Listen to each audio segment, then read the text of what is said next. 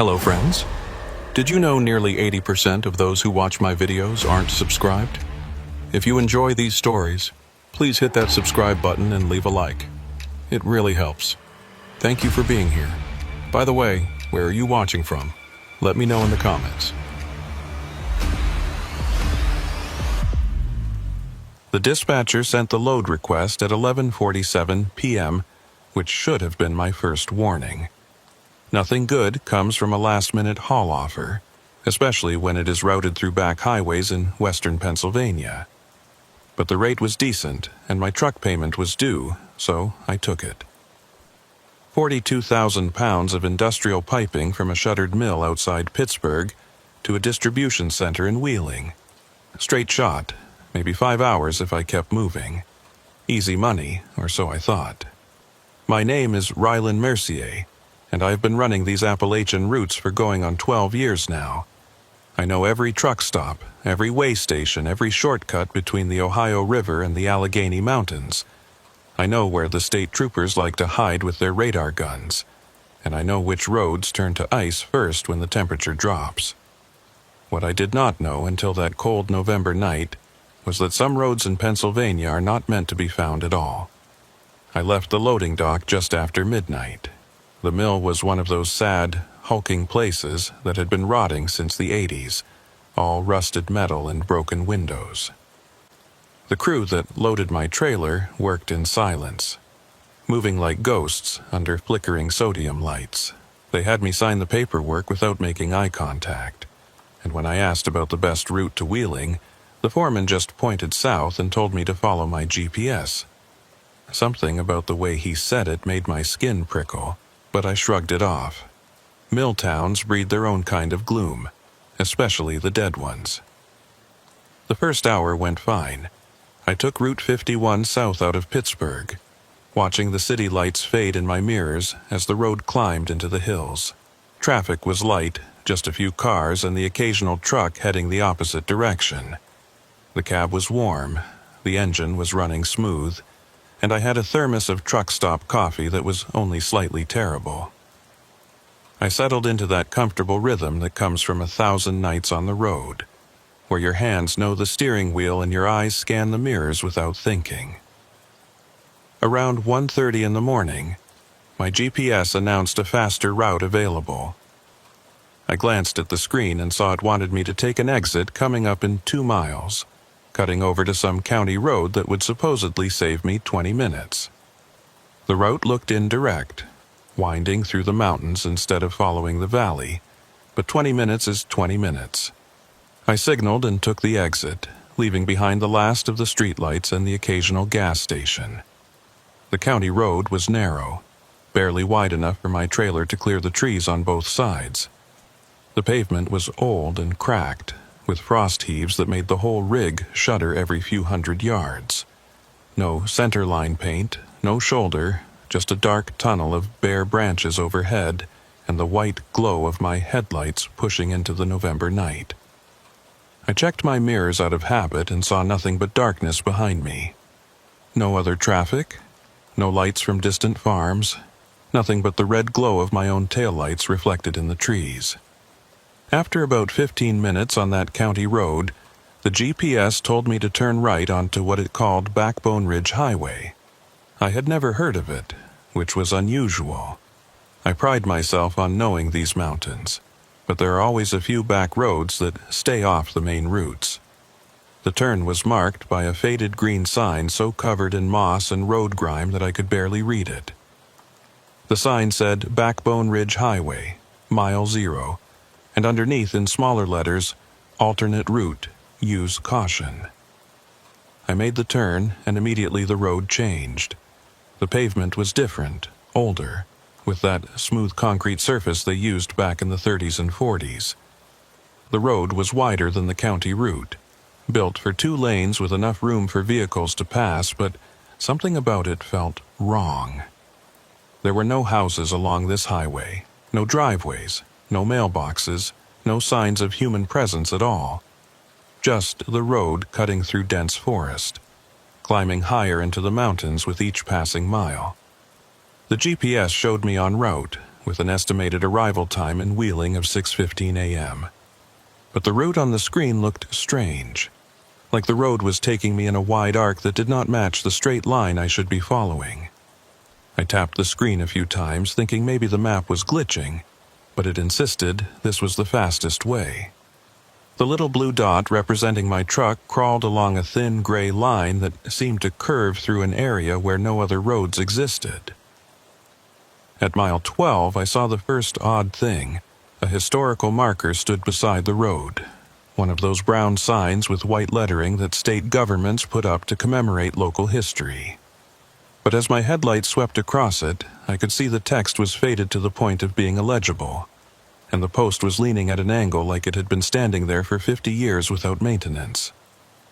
I slowed down to read it, but the words were too faint, and I was past it before I could make out more than a few letters. The road kept climbing, winding through cuts in the rock where the builders had blasted through the mountain rather than going around. The cuts were deep, with sheer walls of exposed stone on both sides that rose 20 or 30 feet above the roadbed. Water seeped from cracks in the rock, leaving dark stains and patches of ice where the sun never reached.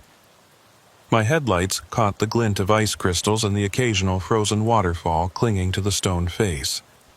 At mile 18, I passed the first abandoned structure. It was a stone building set back from the road, maybe an old toll house or maintenance station.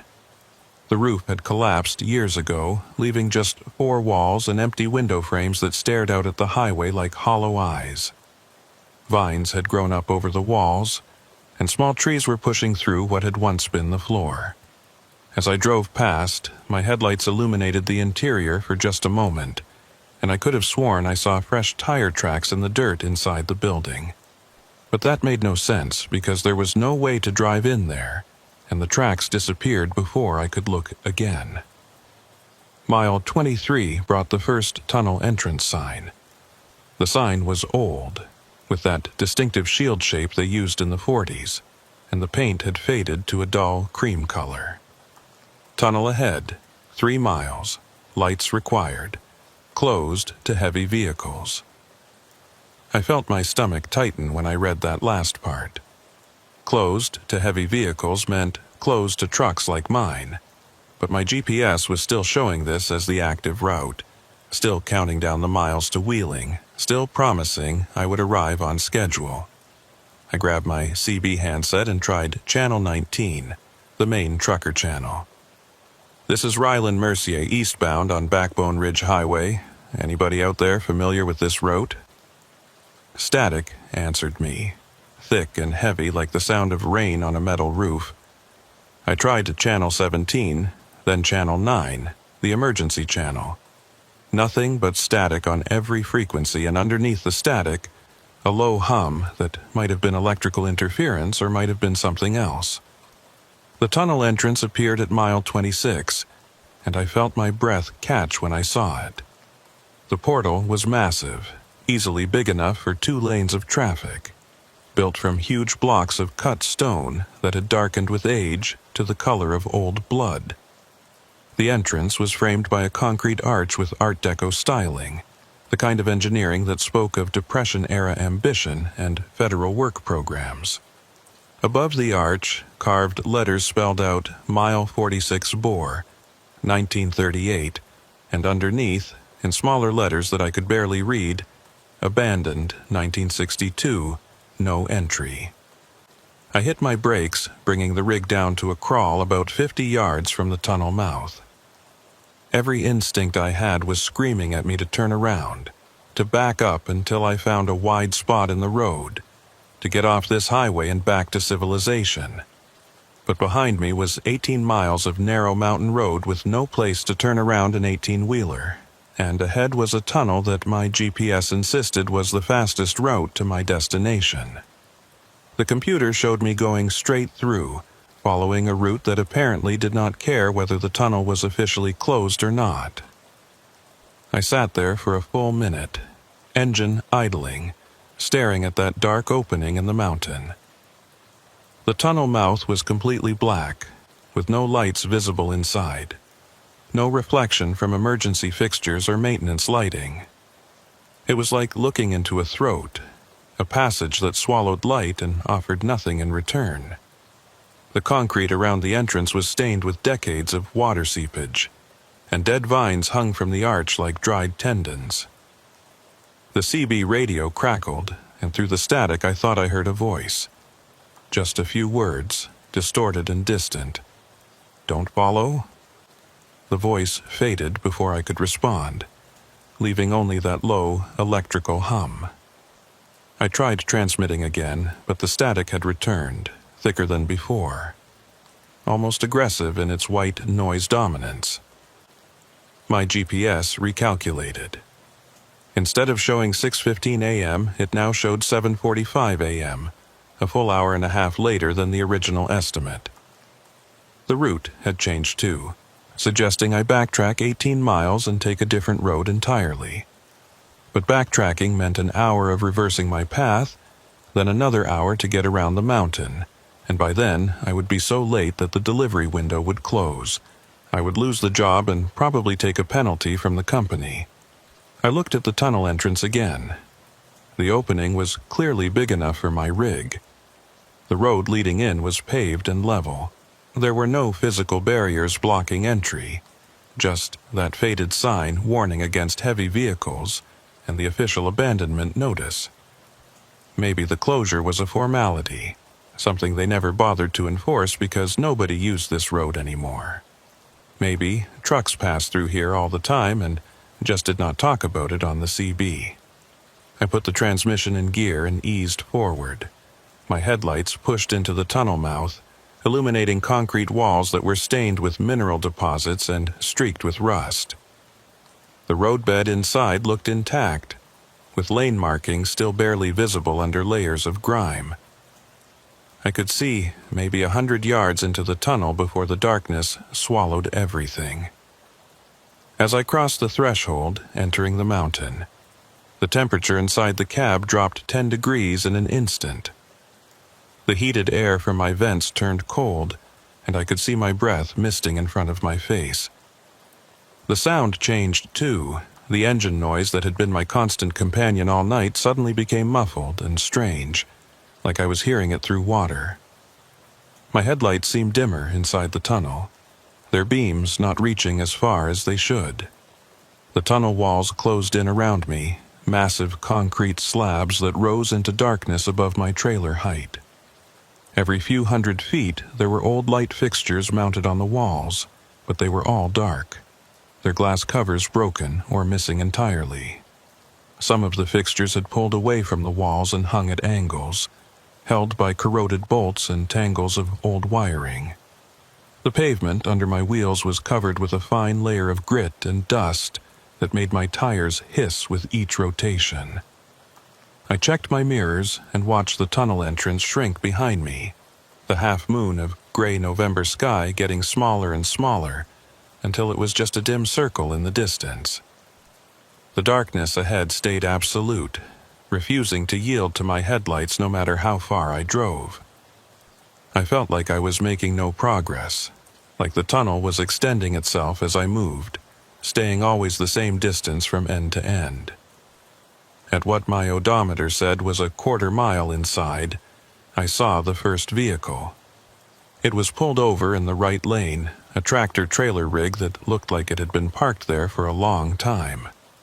The trailer was faded, the paint oxidized to a dull gray, and one of the tires was completely flat. But what made me slow down was the tractor unit, because even under the grime and dust, I could see it was the same make and model as mine. Same blue Kenworth, same year from what I could tell, same configuration. I eased past the abandoned truck, close enough that my mirror almost touched its trailer. As I drew level with the cab, my headlights illuminated the driver's side door, and I felt my chest tighten. The door was open, hanging at an angle on broken hinges, and the interior was completely empty. No driver, no personal items, no trash or paperwork or any sign that anyone had ever sat in that seat. Just bare vinyl and exposed springs and a thick coating of dust that looked like it had been accumulating for years. But the license plate visible in my mirror as I passed stopped me cold.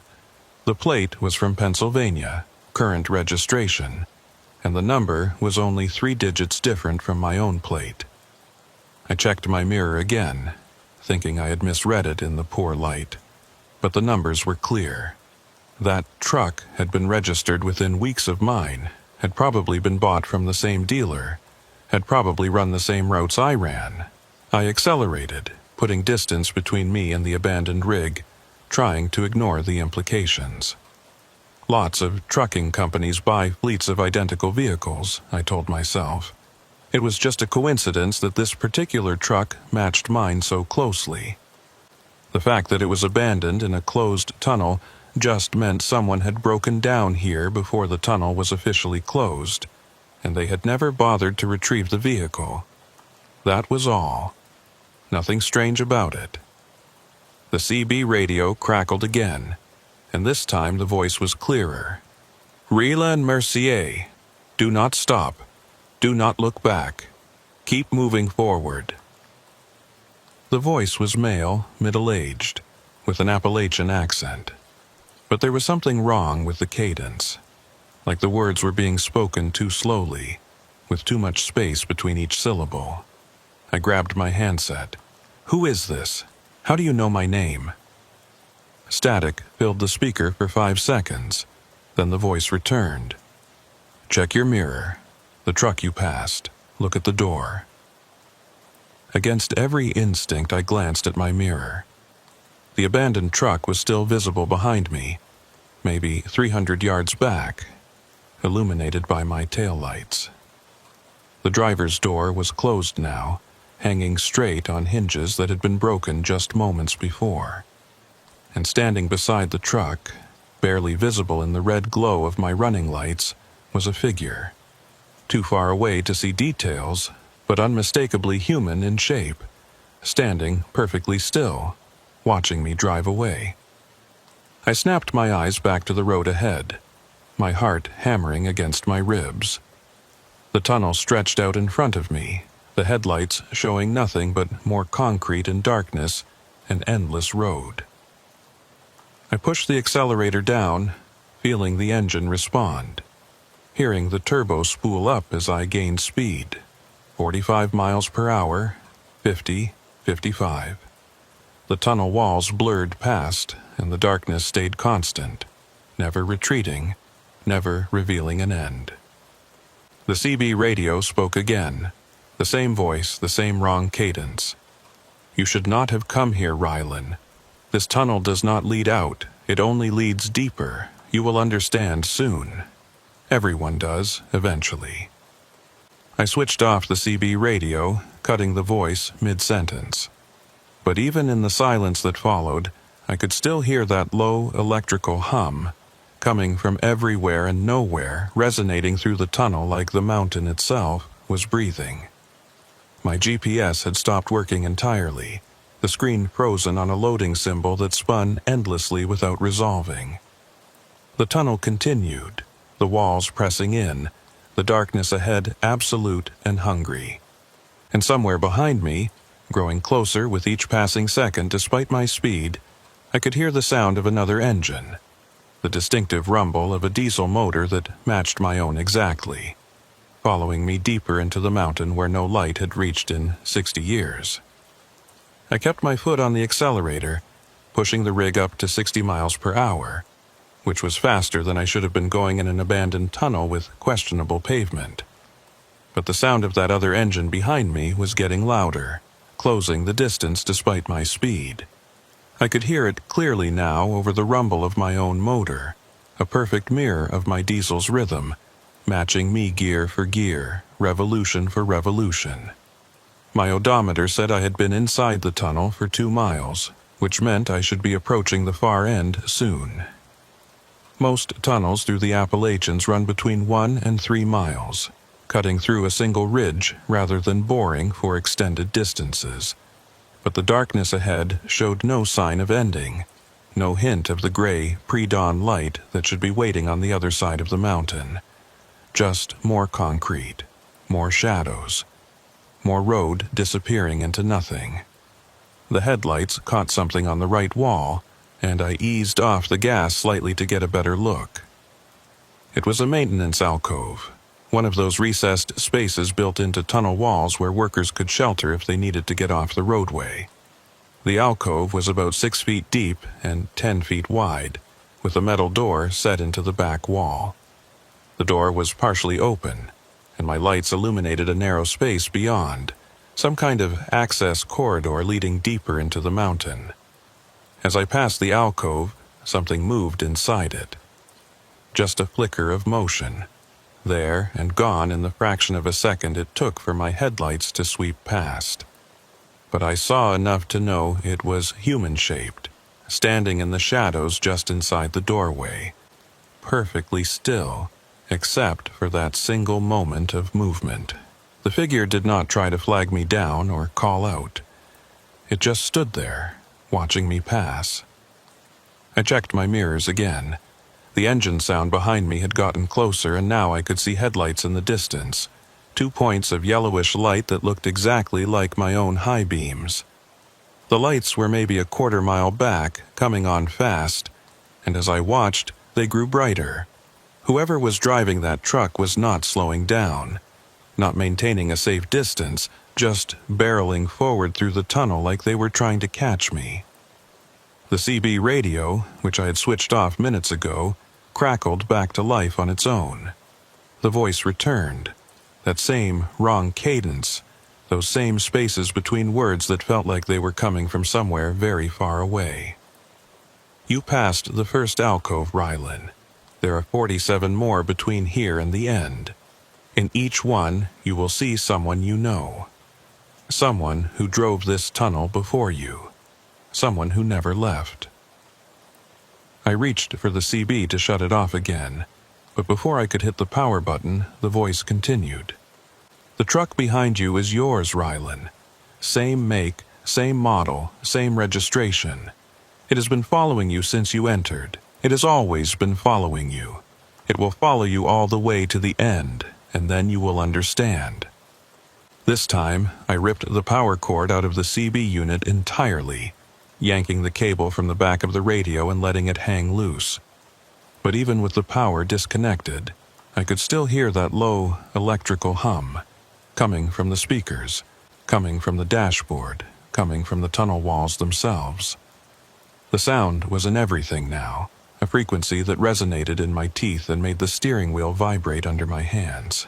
At 3 miles inside, according to my odometer, I passed the second alcove. This time, I tried not to look, tried to keep my eyes fixed on the road ahead, but peripheral vision is a cruel thing. I caught the movement again, another figure standing in the shadows, and this time I recognized the shape. It was wearing a trucker's cap and a reflective vest, the kind of outfit I wore every day when I was doing inspections or working around my rig. The figure raised one hand in a slow wave as I passed, and I saw my own face looking back at me from the shadows, my own expression locked in something between recognition and resignation.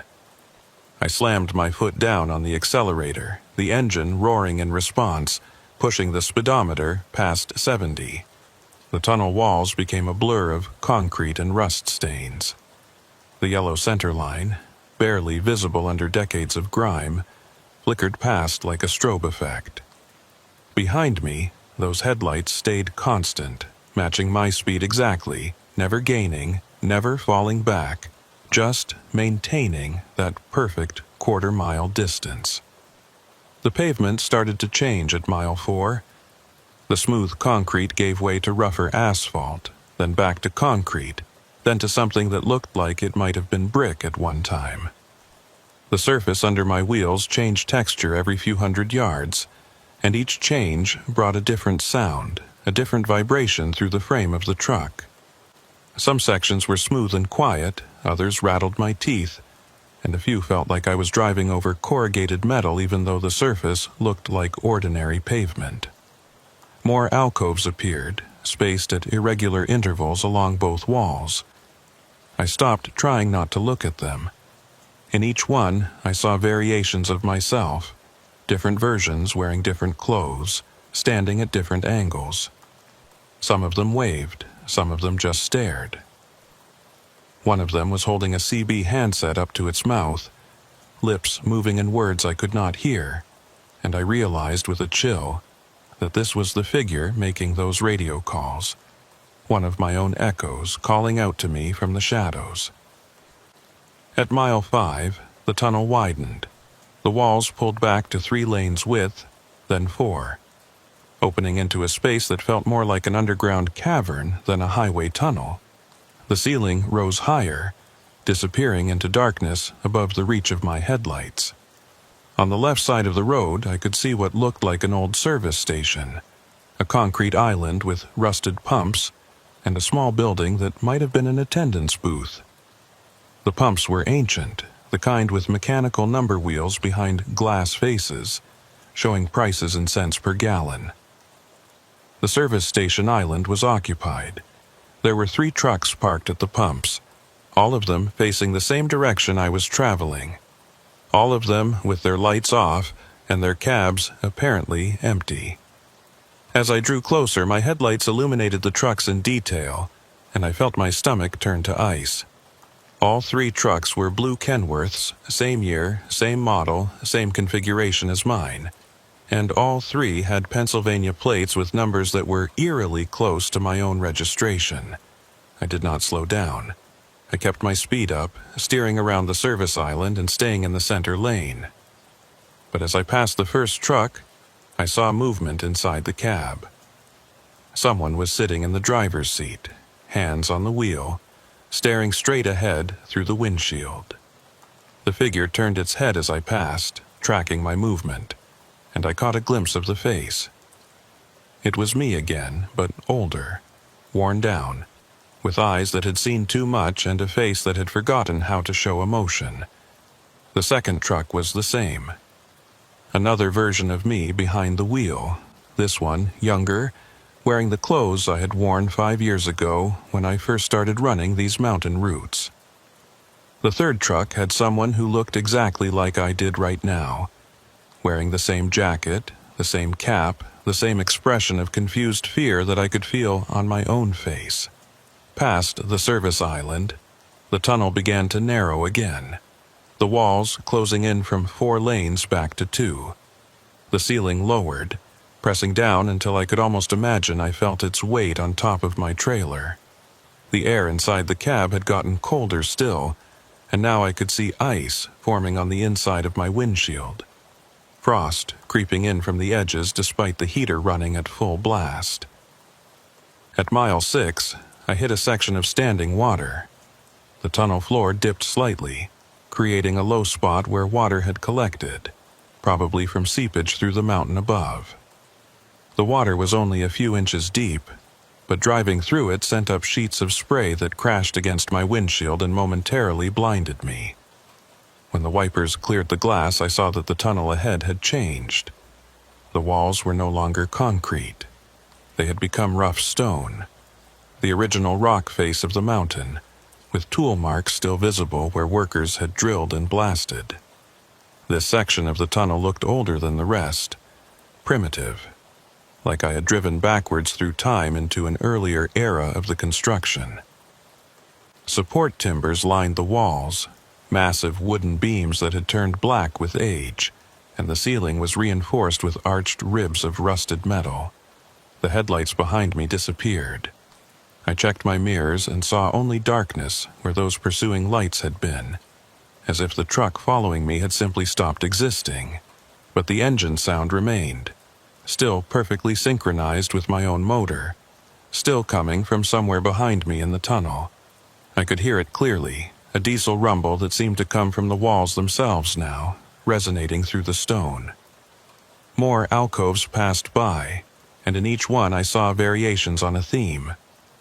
Myself in different situations, different states.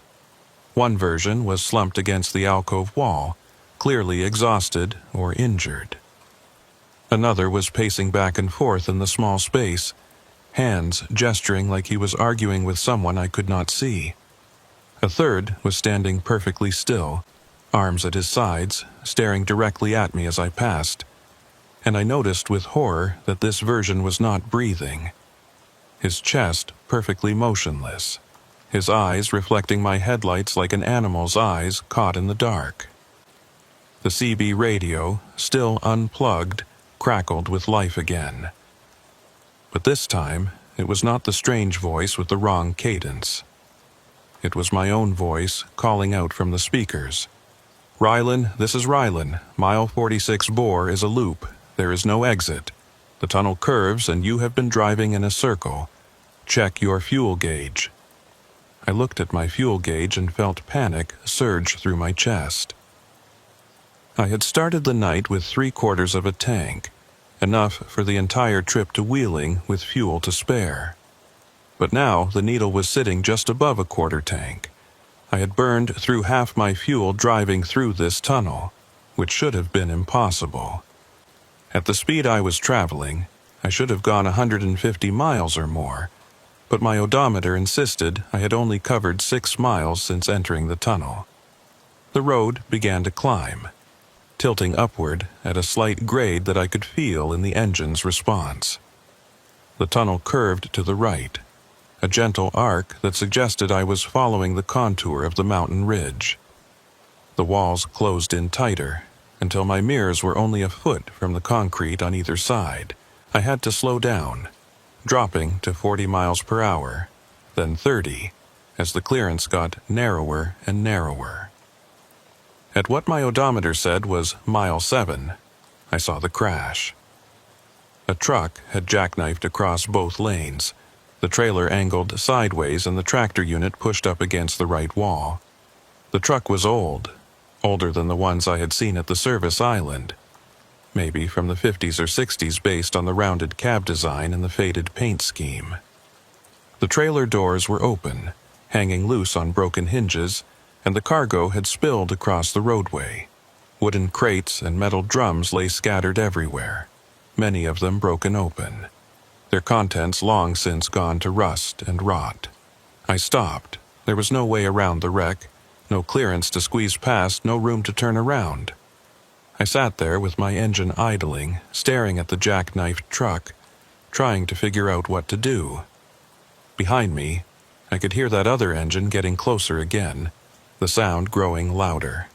And when I checked my mirrors, I saw those headlights returning, 2 points of yellowish light that were maybe 1/8 of a mile back and closing fast.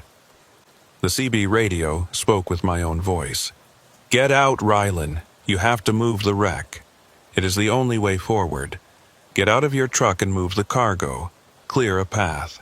You have 5 minutes before the other truck catches you." Every survival instinct I had told me not to leave my cab. The truck was my safe space, my metal shell, the only thing between me and whatever was happening in this tunnel. But the headlights behind me were getting brighter, and the engine sound was getting louder, and I could see now that if that truck did not stop, if it just kept coming at the speed it was traveling, it would crash into my trailer and probably kill me on impact. I pulled on my work gloves and grabbed my flashlight from the door pocket. The air that rushed in when I opened the cab door was so cold it burned my lungs, far colder than it should have been this deep inside a mountain. My breath came out in great white clouds, and I could feel the moisture in my nose freezing. The tunnel was silent except for my idling engine and that approaching diesel rumble from behind. I climbed down from the cab and my boots hit concrete that was slick with something that was not quite water and not quite ice. The surface had a greasy quality that made walking difficult, and when I shined my flashlight down I could see patterns in the slickness, almost like tire tracks, but wrong somehow, the treads going in directions that did not match any kind of vehicle movement. The cargo spilled from the wrecked truck was unidentifiable. What had once been wooden crates had deteriorated into piles of rotted boards and rusted metal bands. The drums had corroded through, their contents reduced to crusted stains on the tunnel floor. I started dragging the debris to the sides of the tunnel, working as fast as I could, acutely aware of those headlights getting brighter behind me and the sound of that engine getting closer. As I cleared a path, I noticed something about the wrecked truck. The cab door was open, hanging at an angle, and I could see into the interior. There was no skeleton, no remains, no sign that a driver had ever been there. But on the seat, perfectly preserved despite the decades of apparent abandonment, was a thermos of coffee and a handwritten logbook. The logbook was open to a page dated November 18, 1962, the year the tunnel had been officially closed. The last entry, written in careful script, said, "Mile 7, engine trouble. Going to walk back for help. If anyone finds this, do not stay in the tunnel after dark. They come out of the alcoves when the sun goes down." The headlights behind me were close now, maybe 200 yards away and coming fast. I could see the outline of the truck, the same blue Kenworth, the same configuration, driving with no one visible in the cab. The truck was accelerating, building speed, aimed directly at my rig like a guided missile. I dropped the piece of cargo I was holding and ran back to my cab, slipping on the greasy concrete, scrambling up into the driver's seat and slamming the door. I threw the transmission into gear and hit the accelerator, threading my truck through the narrow gap I had cleared, inches of clearance on either side, my mirrors scraping against the cargo I had not had time to move. In my rearview mirror, I watched the pursuing truck reach the wreck site. It did not slow down. It did not try to avoid the obstruction. It just drove straight into the jackknifed trailer at full speed, and the sound of the impact was like thunder, echoing through the tunnel, reverberating off the walls.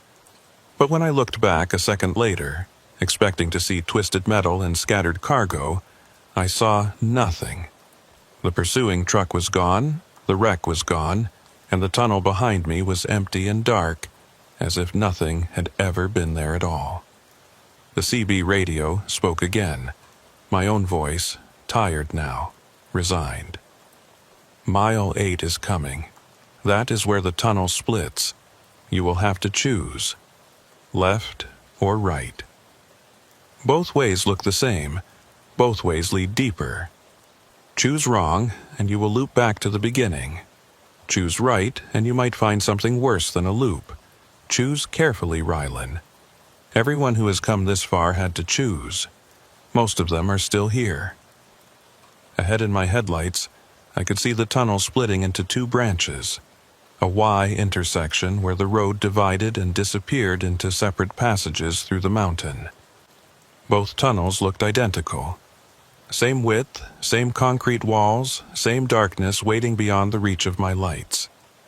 There were no signs, no markers, no indication of which way might lead to an exit and which way might lead to another loop, or worse.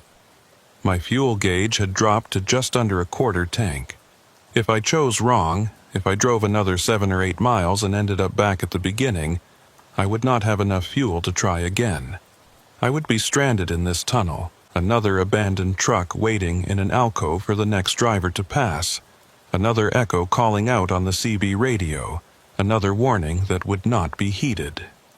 The split was 50 yards ahead. I had seconds to choose. Behind me, the sound of that other engine had returned, building again from silence, starting the cycle over. The hunt was beginning again, and I was running out of road, running out of fuel, running out of time to find a way out of mile 46-4 before I became just another version of myself standing in an alcove, watching the next Rylan Mercier drive past into the dark. I had 30 yards to make a decision that might determine whether I ever saw daylight again. The split in the tunnel rushed toward me, the two passages yawning open like the jaws of some massive predator. Left tunnel, right tunnel, both identical in every visible detail. Same width, same lighting fixtures hanging dead from the ceiling, same water stains on the concrete, same darkness waiting beyond. My hands were slick with sweat despite the cold. I eased off the accelerator, letting the rig slow to 20 miles per hour, then 15, trying to buy myself a few more seconds to think. But what was there to think about? I had no information, no logic to apply, no reason to choose one direction over the other. It was a coin flip, except the stakes were my life and possibly my sanity. At 20 yards from the split, I saw something that made my decision for me. On the wall of the right tunnel, just visible in my headlights, someone had scratched words into the concrete. The letters were crude and deep, carved with something metal, probably a knife or a screwdriver. The message said, "Right EOS loop, left eco forward, trust me, RM, Rylan Mercier," my own initials. One of the versions of myself that I had seen standing in those alcoves had apparently made it this far, had figured out which way led forward, and had left a message for the next iteration of me that came through. Or it was a trap, a lie carved into stone by something that wanted me to choose left, wanted me to drive deeper into whatever waited in that direction. 10 yards. I had to choose now. The engine behind me was getting louder, building toward that crescendo that meant the pursuing truck would soon come into view. I thought about the logbook I had seen in the wrecked truck. The entry from 1962, warning about things that come out of the alcoves after dark. I thought about all the versions of myself I had seen, all the echoes standing in the shadows, watching me pass. If one of them had left this message, maybe they were trying to help. Maybe some part of me that had already been through this nightmare was trying to save the current version from making the wrong choice. I yanked the wheel left and committed to the turn. The trailer swung wide, the rear wheels tracking close to the center divider between the two tunnels. For a moment I thought I had misjudged the clearance, thought I would clip the concrete island and jackknife just like that truck back at mile 7. But the wheels cleared with inches to spare, and then I was fully in the left tunnel, accelerating again, putting distance between myself and the split. In my mirror, I watched the intersection recede. The pursuing truck burst into view just as I rounded a slight curve that took the split out of sight. The truck was going at least 70 miles per hour, coming on like a freight train, and I saw it veer right at the split without slowing, choosing the opposite direction from me. The sound of its engine faded quickly, Doppler shifting away as it raced down the right tunnel toward whatever waited there. The CB radio crackled, and a different voice came through this time. Not my own voice, not that wrong cadence stranger, but someone else entirely. The voice was female, middle-aged, with a hint of West Virginia mountain accent. "Good choice on the left tunnel, sugar. That's the way forward. But forward don't mean out. You got another 6 miles before you see anything different, and those 6 miles are going to feel like 60. I grabbed the handset, forgetting that I had ripped the power cord out. But the radio was working anyway, powered by something other than the electrical system of my truck. "Who are you?" I asked. "How many people are trapped in here?" The woman's voice came back immediately. Name was Deputy Cole Branford, Pennsylvania State Police. Been in this tunnel since 1959. As for how many people, well, that depends on how you count. There's maybe 30 or 40 trucks in here that I know about, scattered through the miles. But there's hundreds of us, maybe thousands, if you count all the versions. Every time someone comes through, they leave pieces of themselves behind. Echoes, copies, whatever you want to call them. The tunnel collects us. "Branford," I said, my mind racing. "That's not a woman's name. You said Deputy Cole Branford." A pause, then something that might have been a laugh. "Did I say Cole? I meant Maeve. Maeve Huxley. I get confused sometimes. Been down here so long the details start to blur. Sometimes I forget which name I had before I came in here. Point is, you made the right choice. Left tunnel leads to mile 14, and that's where things change." The tunnel had begun to slope downward, descending deeper into the mountain. The grade was slight but noticeable, maybe 3 or 4 degrees, enough that I had to tap the brakes occasionally to keep my speed under control. The walls here were different from the earlier sections, lined with white ceramic tiles like an old subway station.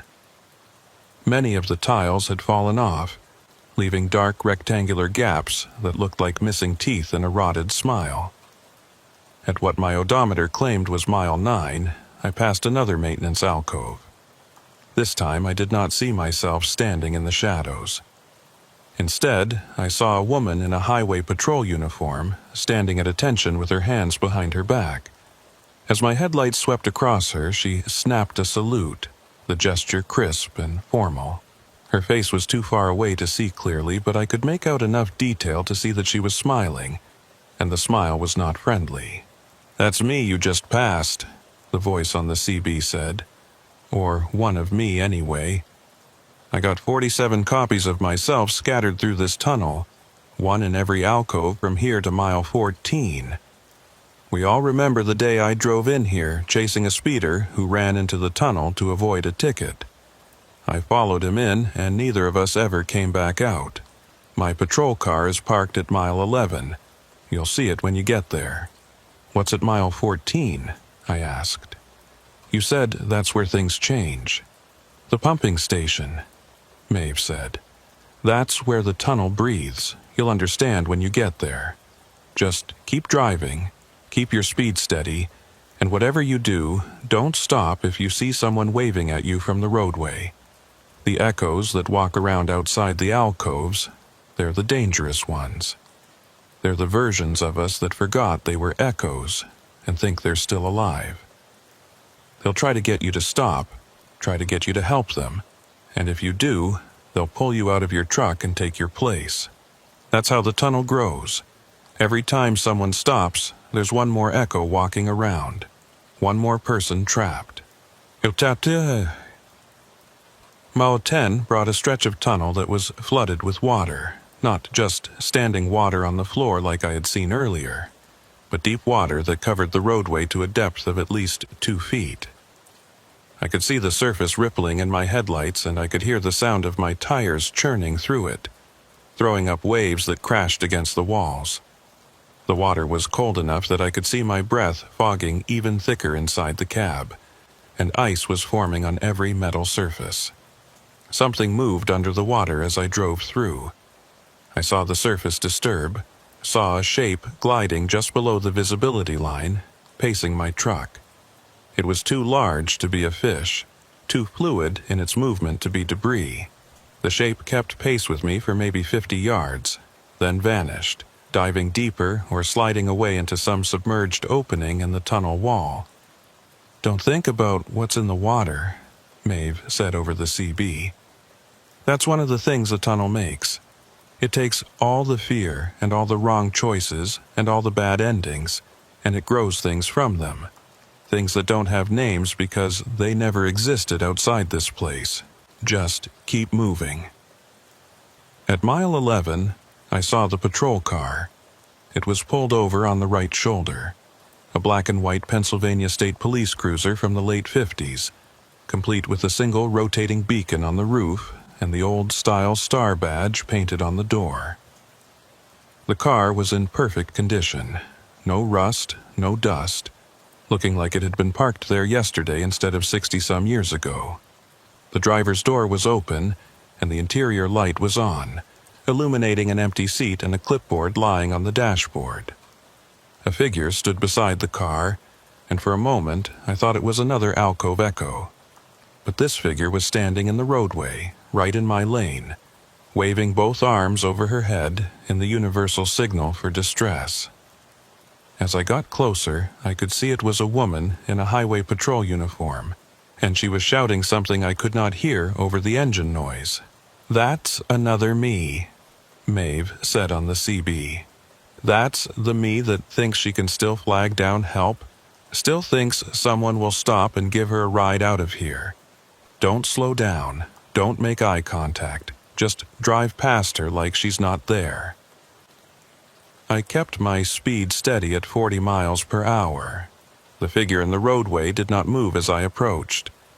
She just stood there waving, shouting, and as I got close enough to see her face clearly, I saw the desperation in her eyes, the absolute certainty that I would stop and help her. When it became clear that I was not slowing down, her expression changed from hopeful to angry, and she stepped aside at the last possible second, letting me pass. In my mirror, I watched her recede. She had turned to face my direction, and she was running after my truck now, sprinting at a speed that no human should be able to maintain. She was gaining on me, closing the distance despite my 40-mile-per-hour pace, and I could see her mouth moving, forming words that I was glad I could not hear. I pushed the accelerator down, bringing my speed up to 50, then 60. The running figure fell behind, unable to match the increased pace, and eventually she disappeared from my mirrors, swallowed by the darkness behind me. But I could still hear her on the CB radio, breathing hard, gasping between words. "You should have stopped. You should have helped me. Now I'll have to wait for the next one. I'll have to wait here until someone else comes through.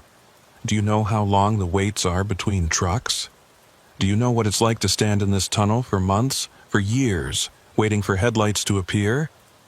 I switched the CB to a different channel, but her voice followed me, bleeding through on every frequency. Channel 19, Channel 17, Channel 9, all of them carried the same desperate gasping pleas. I turned the volume all the way down, but I could still hear her, the sound coming from the speaker even with no power, even with the volume knob twisted to 0. Mile 12 was marked by a change in the tunnel's atmosphere. The air became thicker, harder to breathe, like the oxygen content had dropped. My engine started to run rough, coughing and sputtering, and I had to downshift to maintain speed. The walls were closing in again, narrowing from 2 lanes to 1.5, and the ceiling was lowering until I could almost feel it pressing down on top of my trailer. The alcoves here were occupied by figures I did not recognize, not versions of myself, not Maeve in her patrol uniform, but strangers. Men and women in clothes from different eras, standing in the shadows with their faces turned toward the road, watching me pass. One alcove held a man in a business suit from the 40s, his hair slicked back, his tie perfectly knotted. Another held a woman in a waitress uniform from a roadside diner, her apron still white despite the decades. A third held a young man in a military uniform, army greens with corporal stripes looking like he had just stepped out of a World War II recruiting poster. "Those are the passengers," Maeve said, her voice cutting through the static. "The people who were riding with the drivers when they came in. The tunnel takes everyone. Drivers, passengers, hitchhikers, stowaways. Everyone leaves an echo." At mile 13, my fuel gauge hit the red zone. The low fuel warning light came on, a bright orange icon that felt like a countdown timer. I had maybe 20 miles of range left, maybe less if I had to keep driving at high speed. If Maeve was right about mile 14 being where things changed, I needed to get there soon, before my diesel ran out and I became another abandoned truck waiting in the darkness. The tunnel began to widen again, opening into a large chamber that felt more like an underground parking garage than a highway tunnel. The ceiling rose to at least 50 feet above the roadway, supported by massive concrete pillars that marched away into the shadows. Between the pillars I could see other vehicles, cars, trucks, buses, motorcycles, all of them parked at odd angles, all of them dark and apparently abandoned. And then I saw the pumping station. It was built into the far wall of the chamber, a huge industrial structure with pipes and valves and machinery that looked like it belonged in a power plant or a water treatment facility. The machinery was running, pistons moving, pumps cycling, valves opening and closing in a rhythm that I could feel through the floor of my truck. The sound was immense, a deep, thrumming pulse that made the air vibrate and set up sympathetic vibrations in my body. The road led directly toward the pumping station, threading between the parked vehicles and the concrete pillars. I could see an opening on the far side of the machinery, another tunnel entrance that presumably led forward to mile 15 and beyond. But between me and that opening, standing in the roadway directly in front of the pumping station, was a figure. It was me, not an echo in an alcove, not a distant version glimpsed in mirrors, but me standing in the road, wearing the exact same clothes I was wearing right now, down to the stitching on my jacket. The figure raised one hand in a stopping gesture, palm out, and I could see my own face clearly in my headlights. The expression was calm, almost peaceful, completely different from the fear and confusion I knew was showing on my real face. "That's the choice point," Maeve said over the CB. "That's where you decide if you're going to keep being you, or if you're going to become something else. The you standing in the road is the version that gave up, that accepted the tunnel, that stopped trying to get out. If you hit him, if you drive right through him, you keep moving forward, but you'll carry him with you. You'll have killed a version of yourself, and that's a weight that most people can't bear." "What if I stop?" I asked. "What if I try to talk to him?" "Then he gets in your truck, and you become him. You swap places. He drives out, and you stand in the road waiting for the next version to come through. That's how the tunnel works. It offers you a way out, but someone has to stay behind. Someone always has to stay behind." The figure in the road had not moved. He was just standing there, waiting, watching me approach with his eyes that were my eyes, with a face that was my face, with hands that I knew were identical to my own, down to the scars and calluses from 12 years of driving truck. Behind him, the pumping station pulsed and throbbed, the machinery breathing in and out, and I understood finally what Maeve had meant. The tunnel was alive, it was breathing, and every person trapped inside was part of that breath, part of the rhythm, part of the thing that kept this impossible place existing between the miles. I was 50 yards from the figure. My fuel light was glowing brighter, more insistent. Behind me, I could hear that other engine sound returning, the pursuing truck building up speed again, coming for another pass. I had seconds to decide, stop and trade places, let him drive my truck out while I stayed behind to wait for the next Ryland Mercier. Or drive forward, drive through him, kill a version of myself and carry that weight for whatever remained of my life. The steering wheel was slick under my sweating palms. The figure in the road lowered his hand, no longer signaling me to stop.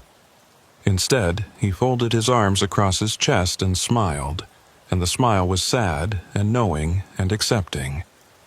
He was giving me permission. He was telling me it was okay to choose, whatever I chose. He had already made his peace with being the echo, with being the version that stayed behind.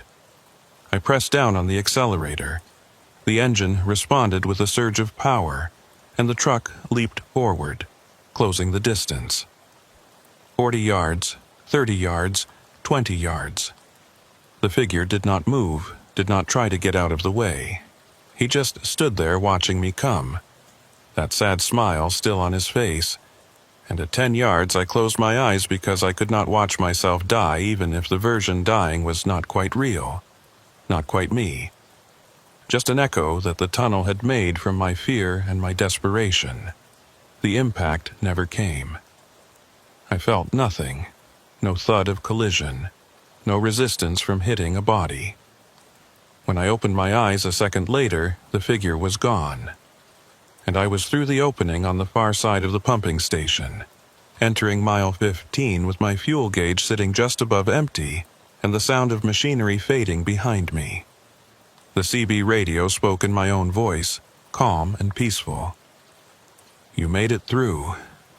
Most people don't. Most people stop and trade places, but you kept going, and now you're past the choice point. Mile 15 to mile 20 is the last stretch. That's where the tunnel decides if it's going to let you out or keep you forever. Good luck, Rylan. You're going to need it.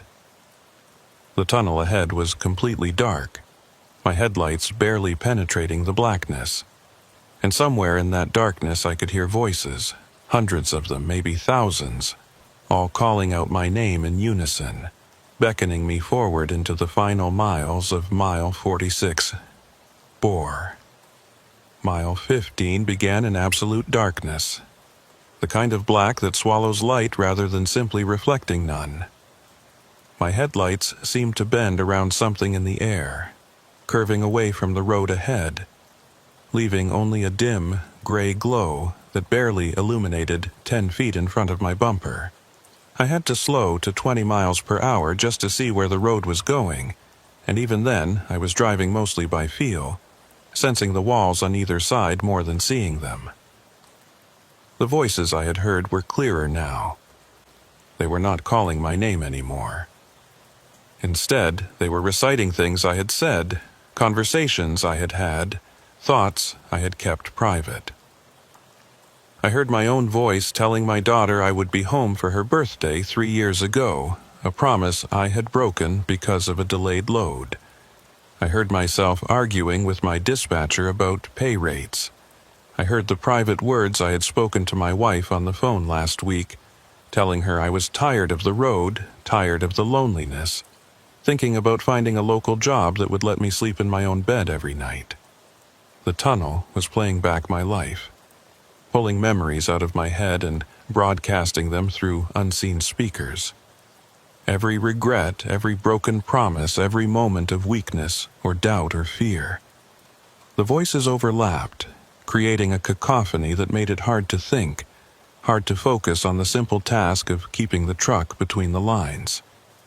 At mile 16, the road surface changed to something that felt like metal under my tires. The sound was different, a hollow ringing with each rotation of the wheels, and I could feel vibrations coming up through the frame that had nothing to do with the engine or the drivetrain.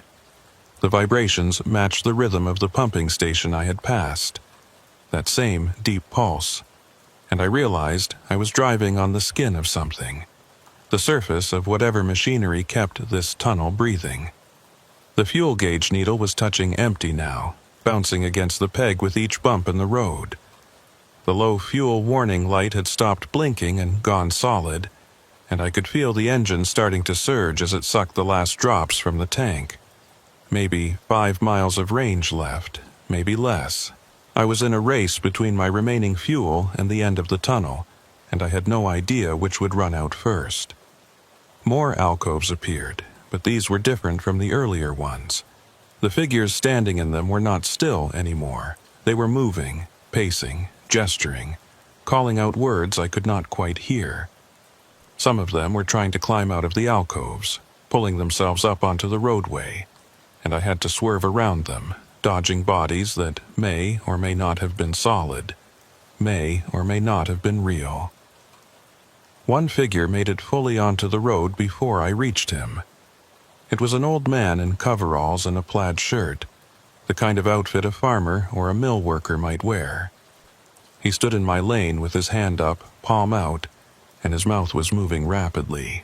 As I got closer, I could hear what he was saying, the same phrase repeated over and over. It won't let you out, it won't let you out, it won't let you out. I swerved around him, my trailer wheels passing within inches of where he stood. In my mirror, I saw him turn to watch me pass, still repeating that phrase, his hand still raised in warning or farewell. Then he stepped back into an alcove and vanished into the shadows like he had never been there at all. The CB radio crackled with Maeve's voice again, but now she sounded different.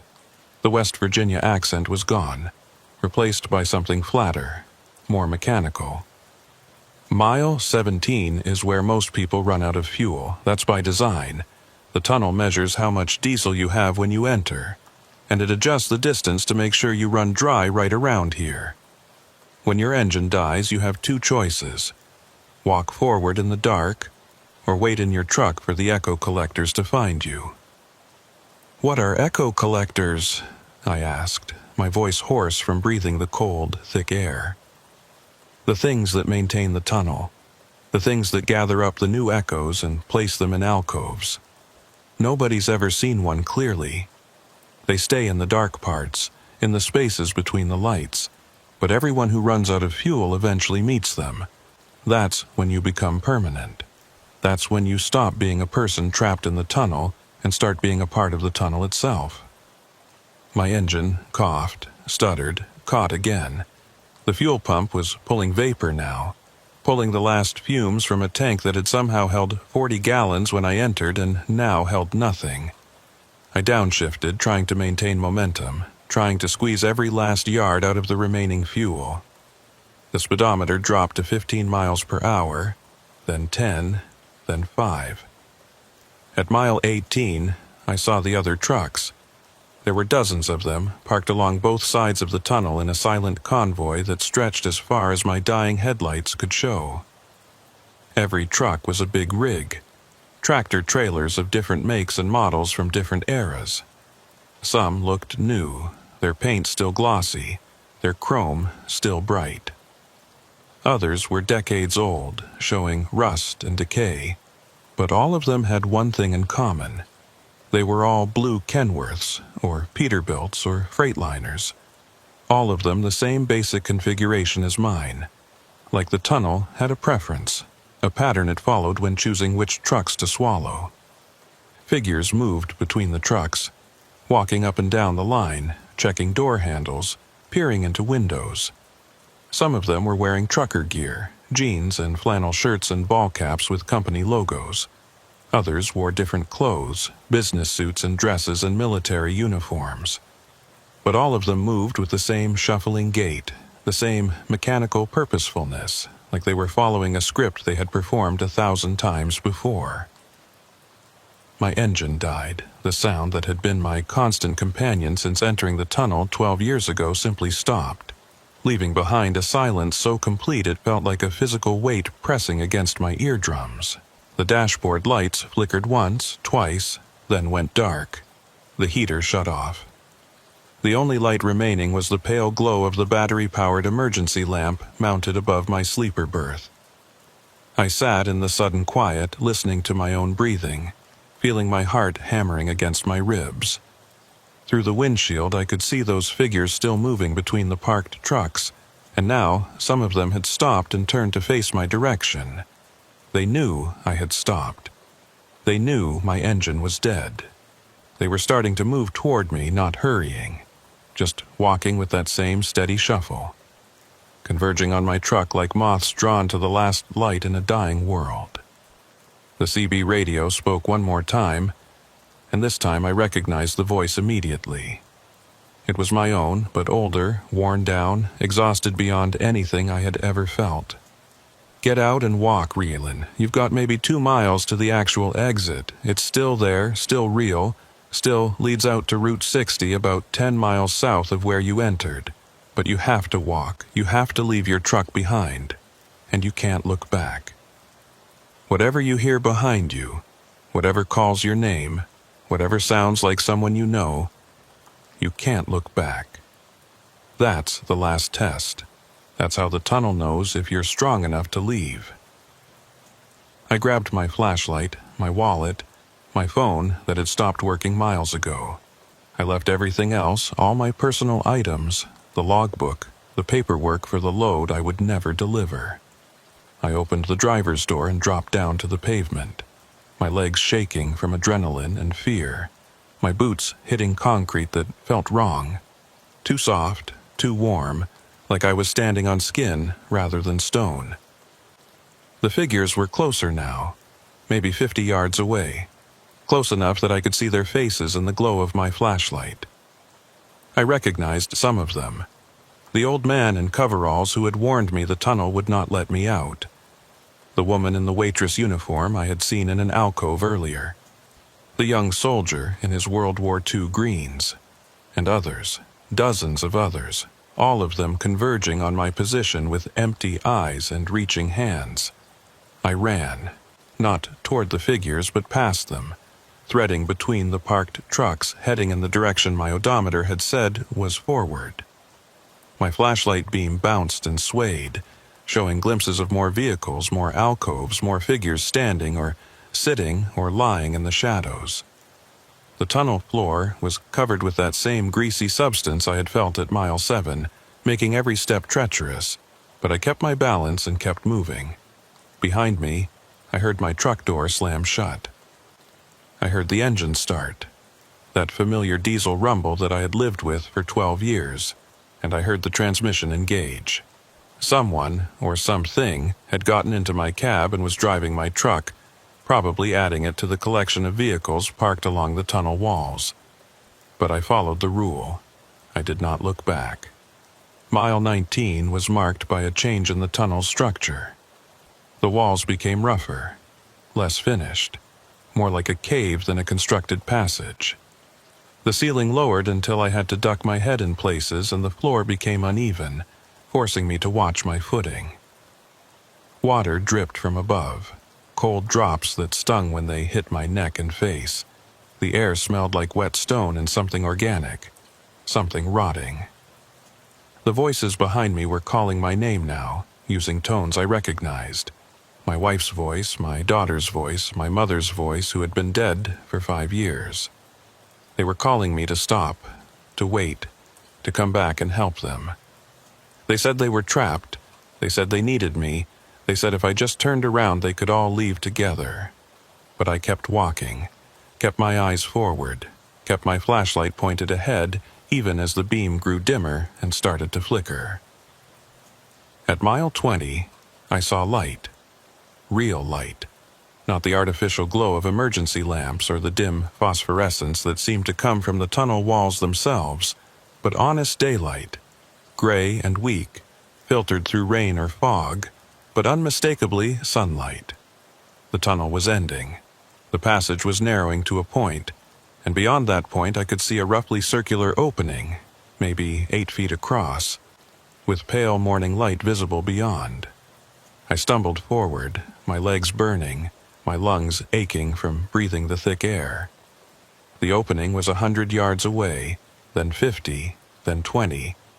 I could see trees beyond the exit, bare November branches, and I could see rain falling, normal, cold Pennsylvania rain. I could smell it, that clean smell of rain on dead leaves, so different from the stale underground air I had been breathing. 10 yards from the exit, I heard a sound that made me freeze. It was the distinctive air brake hiss of a truck stopping, and it was coming from behind me, close behind me. I heard a door open, heard boots hitting pavement, heard footsteps approaching. And then I heard my own voice, the same exhausted tone from the CB radio, speaking from just a few feet behind me. "Don't go out there, Rylan. It's not real. The tunnel shows you an exit, but it's just another loop. If you go through, you'll end up back at the entrance, back at mile 0, and you'll have to drive through again. I've done it 6 times. Each time, I thought I was finally getting out. Each time, I ended up back at the beginning. The only way to really leave is to stop trying. Accept that you're here. Accept that you're home. This is where you belong now." Every fiber of my being wanted to turn around, wanted to see if that really was me standing behind me, wanted to verify the source of that voice. But I remembered the rule. Do not look back. Whatever you hear, whatever calls your name, do not look back. I took a step forward, then another. My eyes locked on that circle of gray daylight ahead. The voice behind me became urgent, almost panicked. "Rylan, stop. I'm you. I'm the real you. You're the echo. You're the version that thinks it's real, but you're not. If you go through that opening, you'll cease to exist. I'm trying to save you." 5 yards to the exit. I could feel the temperature changing. Could feel real cold air flowing in from outside, pushing back against the warm, sick air of the tunnel. I could hear the rain more clearly now, that soft patter on leaves and earth that meant I was about to leave this underground nightmare. The footsteps behind me broke into a run. "Don't do it! Don't go through!" I lunged forward, diving through the opening, tucking my shoulders and rolling as I hit wet grass on the other side. I came up on my knees in the rain, gasping, and spun around to look at the tunnel entrance I had just exited. There was nothing there. No tunnel mouth, no opening in the mountain, no trace of the passage I had just walked through. I was kneeling in the middle of a forest, surrounded by bare trees and underbrush, with rain soaking through my clothes. Behind me was only more forest, the hillside unbroken by any kind of man-made structure. I stood on shaking legs and turned in a circle, trying to orient myself. The forest looked wrong somehow, the trees too close together, the undergrowth too thick. And in the distance, through the rain and the bare branches, I could see a road. A paved road with faded lane markings, climbing up into the hills. I walked towards the road, pushing through the brush, my wet clothes clinging to my skin.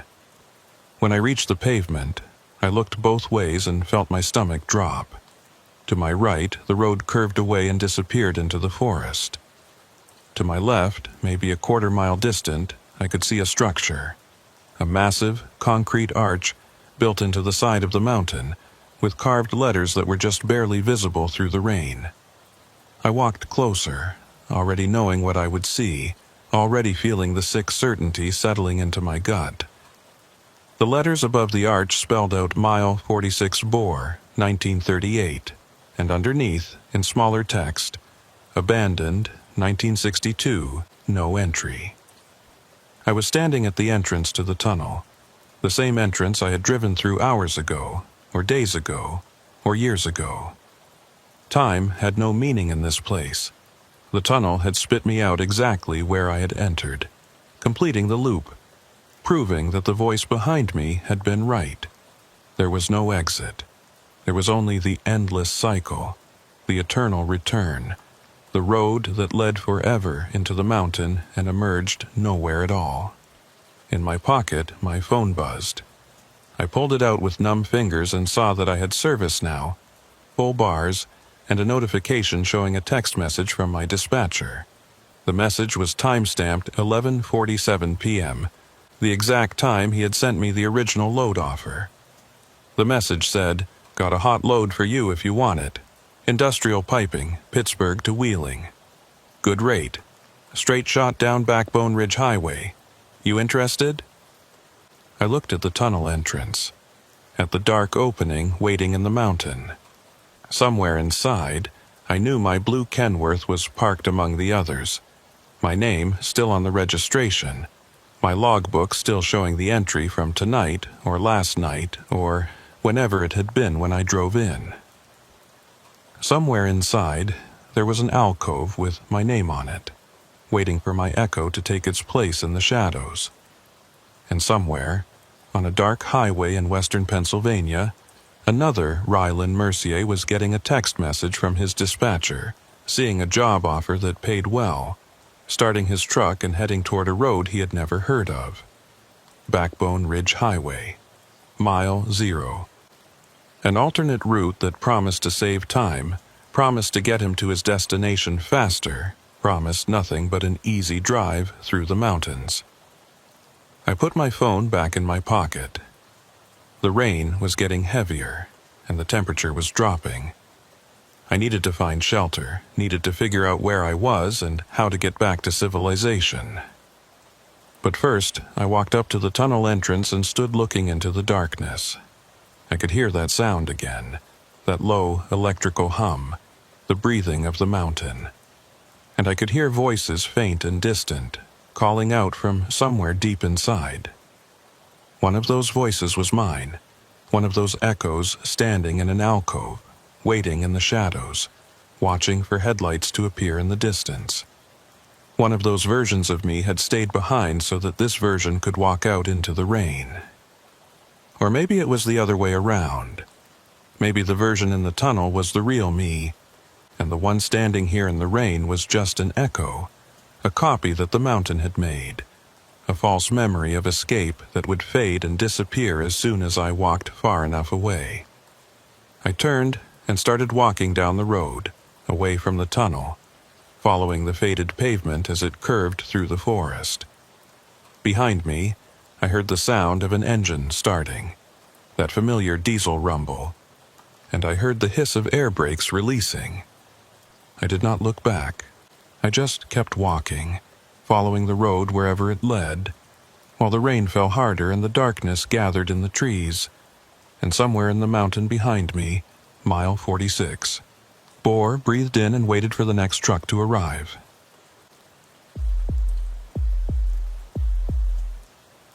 My name is Harlan Yates, and I have been hauling freight through the Colorado Rockies for 16 years. I know these mountains better than most people know their own neighborhoods. I know which passes close first when the snow starts, which truck stops have the best coffee at 3 in the morning, and which stretches of highway turn into skating rinks when the temperature drops below freezing. What I did not know, until a February night 2 years ago, was that some tunnels in these mountains are not maintained by any transportation department, and the things that do maintain them have been working in the dark for far longer than any road has existed. The run started normal enough. I picked up a load of mining equipment in Grand Junction, bound for operation outside of Leadville. Heavy machinery, drill components, ventilation systems, the kind of cargo that pays well because it is awkward and difficult to secure properly. The route was straightforward. Highway 70 east through Glenwood Canyon, then south on 91 through the high country. Winter driving in Colorado, but nothing I had not done 100 times before. I left Grand Junction at sunset, watching the last orange light fade from the canyon walls as I climbed into the mountains. The weather report had called for clear skies and cold temperatures, maybe dropping to 10 below zero by midnight. No snow, no ice, just the kind of dry cold that makes your breath crystallize the moment it leaves your lungs. Perfect conditions for a night drive through the high country. The first 2 hours went smooth. Traffic was light, just a few passenger cars and the occasional truck heading the opposite direction. The canyon walls rose up on either side, dark stone striped with snow, and the Colorado River ran alongside the highway, black water churning over rocks that looked like they had been there since the beginning of time. My headlights picked out mile markers and reflectors, and the engine hummed steady, pulling the heavy load up the long grades without complaint. Around 9 p.m., just past Vail, my CB radio crackled with a Colorado State Patrol announcement. Attention, all commercial vehicles. Highway 91 South is closed at Fremont Pass due to avalanche danger. Repeat, 91 is closed. All trucks are being diverted to the Mosquito Range maintenance route. Follow posted detour signs starting at Copper Mountain. I keyed my handset. This is Harlan Yates southbound toward Leadville. What's the condition on the maintenance route? I've never run it before. A different voice came back, deeper, with a mountain drawl. Maintenance route is clear and plowed. Single lane most of the way, so watch for oncoming traffic. It adds about 20 miles, but it'll get you where you're going. Look for the detour signs at mile marker 195. The detour sign appeared right where promised. A bright orange diamond with black lettering directing trucks to exit right. The off-ramp led to a 2-lane road that immediately started climbing higher into the mountains, switchbacking up slopes that I knew would be suicide in bad weather. But tonight the pavement was dry and the stars were so bright they cast shadows, so I shifted down and let the rig find its rhythm on the winding road. After about 10 miles, the road crested a ridge and started descending into a valley I did not recognize. The landscape here was different from the usual Colorado high country. The trees were thicker, older, and the snow lay deeper in the shadows between them. There were no signs of civilization, no power lines, no distant lights from ranch houses or ski resorts. Just wilderness, dark and empty, with the road cutting through it like a scar. The CB radio crackled again, but this time the voice was broken up by static. Maintenance portal at mile marker 12, single lane through. No stopping inside. Repeat, no stopping. The transmission cut off before I could respond, leaving only white noise and that low hum I had started to notice underneath all radio frequencies in these mountains. Mile marker 12 appeared after another 15 minutes of winding descent. The marker was old, a wooden post with faded paint, and next to it stood a larger sign that I had to slow down to read in my headlights. Echo Maintenance Portal, built 1952, single lane, 2.4 miles, headlights required. Emergency parking bay at 1.2 miles.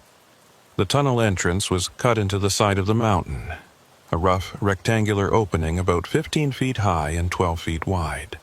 The portal was framed with timbers that looked like they had been there since the 50s. Massive beams dark with age and mineral stains. Above the entrance, carved into the rock, were the words Echo Portal and a date, 1952-1962. I slowed to a crawl, studying the entrance. Something about those dates bothered me. Built in 1952, but the end date was 1962, which suggested the tunnel had only been in active use for 10 years before being converted to a maintenance route.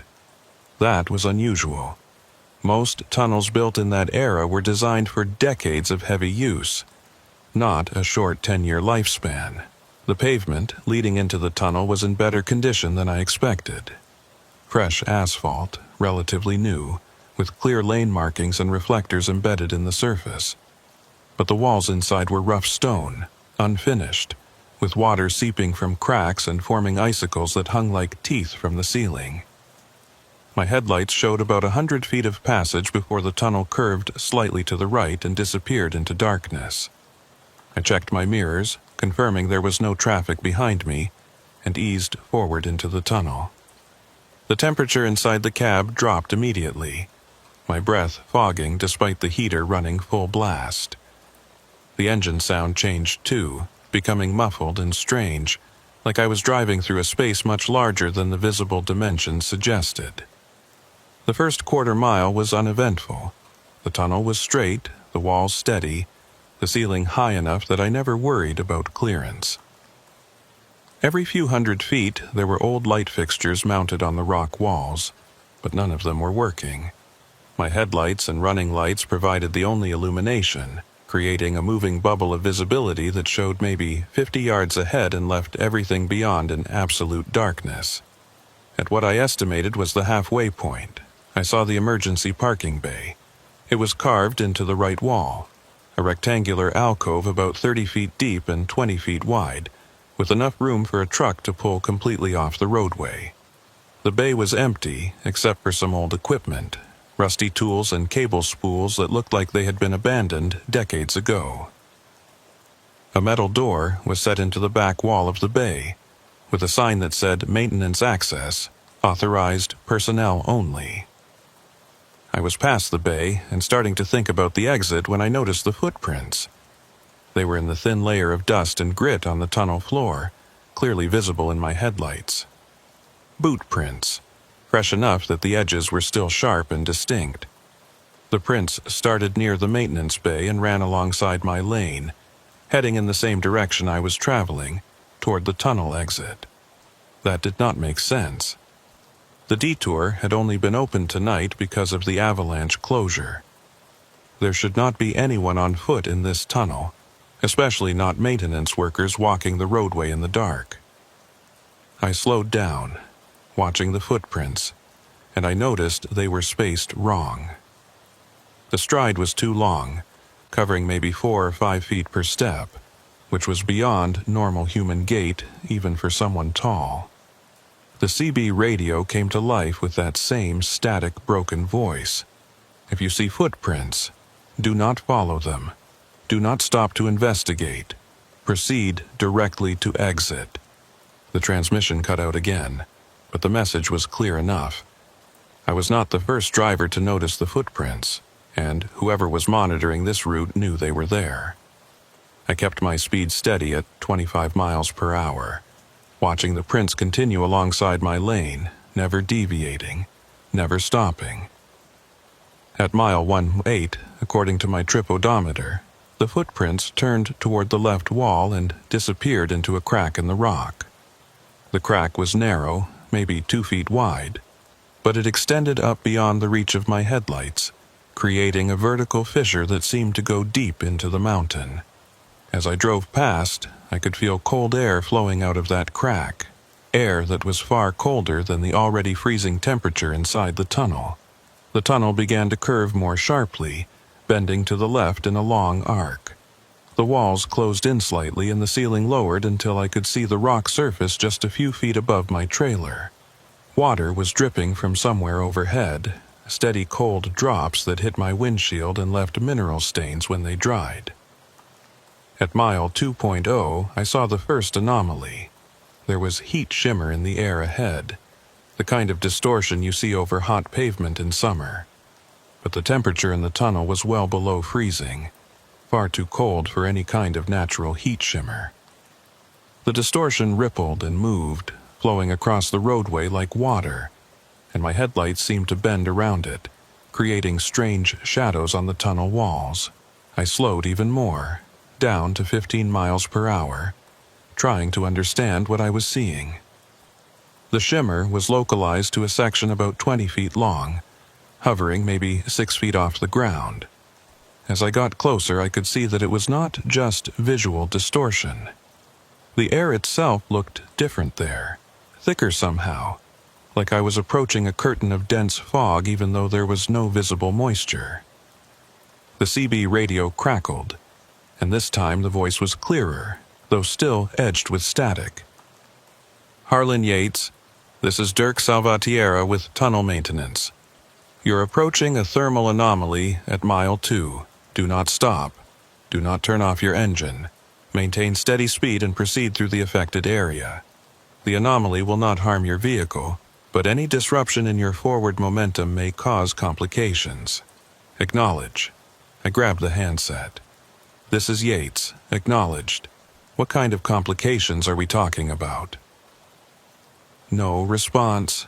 Just static and that underlying hum that seemed to resonate through the entire mountain.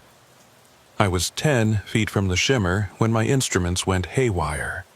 The speedometer needle spun clockwise, then counterclockwise, then settled on a reading of 85 miles per hour, even though I was barely moving. The fuel gauge dropped to empty, then jumped to full, then started oscillating between the two. The temperature gauge climbed into the red zone, suggesting the engine was overheating, but I could hear the diesel running normally, felt no loss of power or unusual vibration. I entered the shimmer, and for a moment everything went wrong. The steering wheel turned ice cold under my hands, cold enough that I felt my skin sticking to the plastic. The windshield fogged over instantly, completely opaque, leaving me driving blind. The engine sound changed pitch, rising to a high whine that hurt my ears, and I felt the truck lurch sideways like something had shoved it from the side, even though I had not touched the wheel.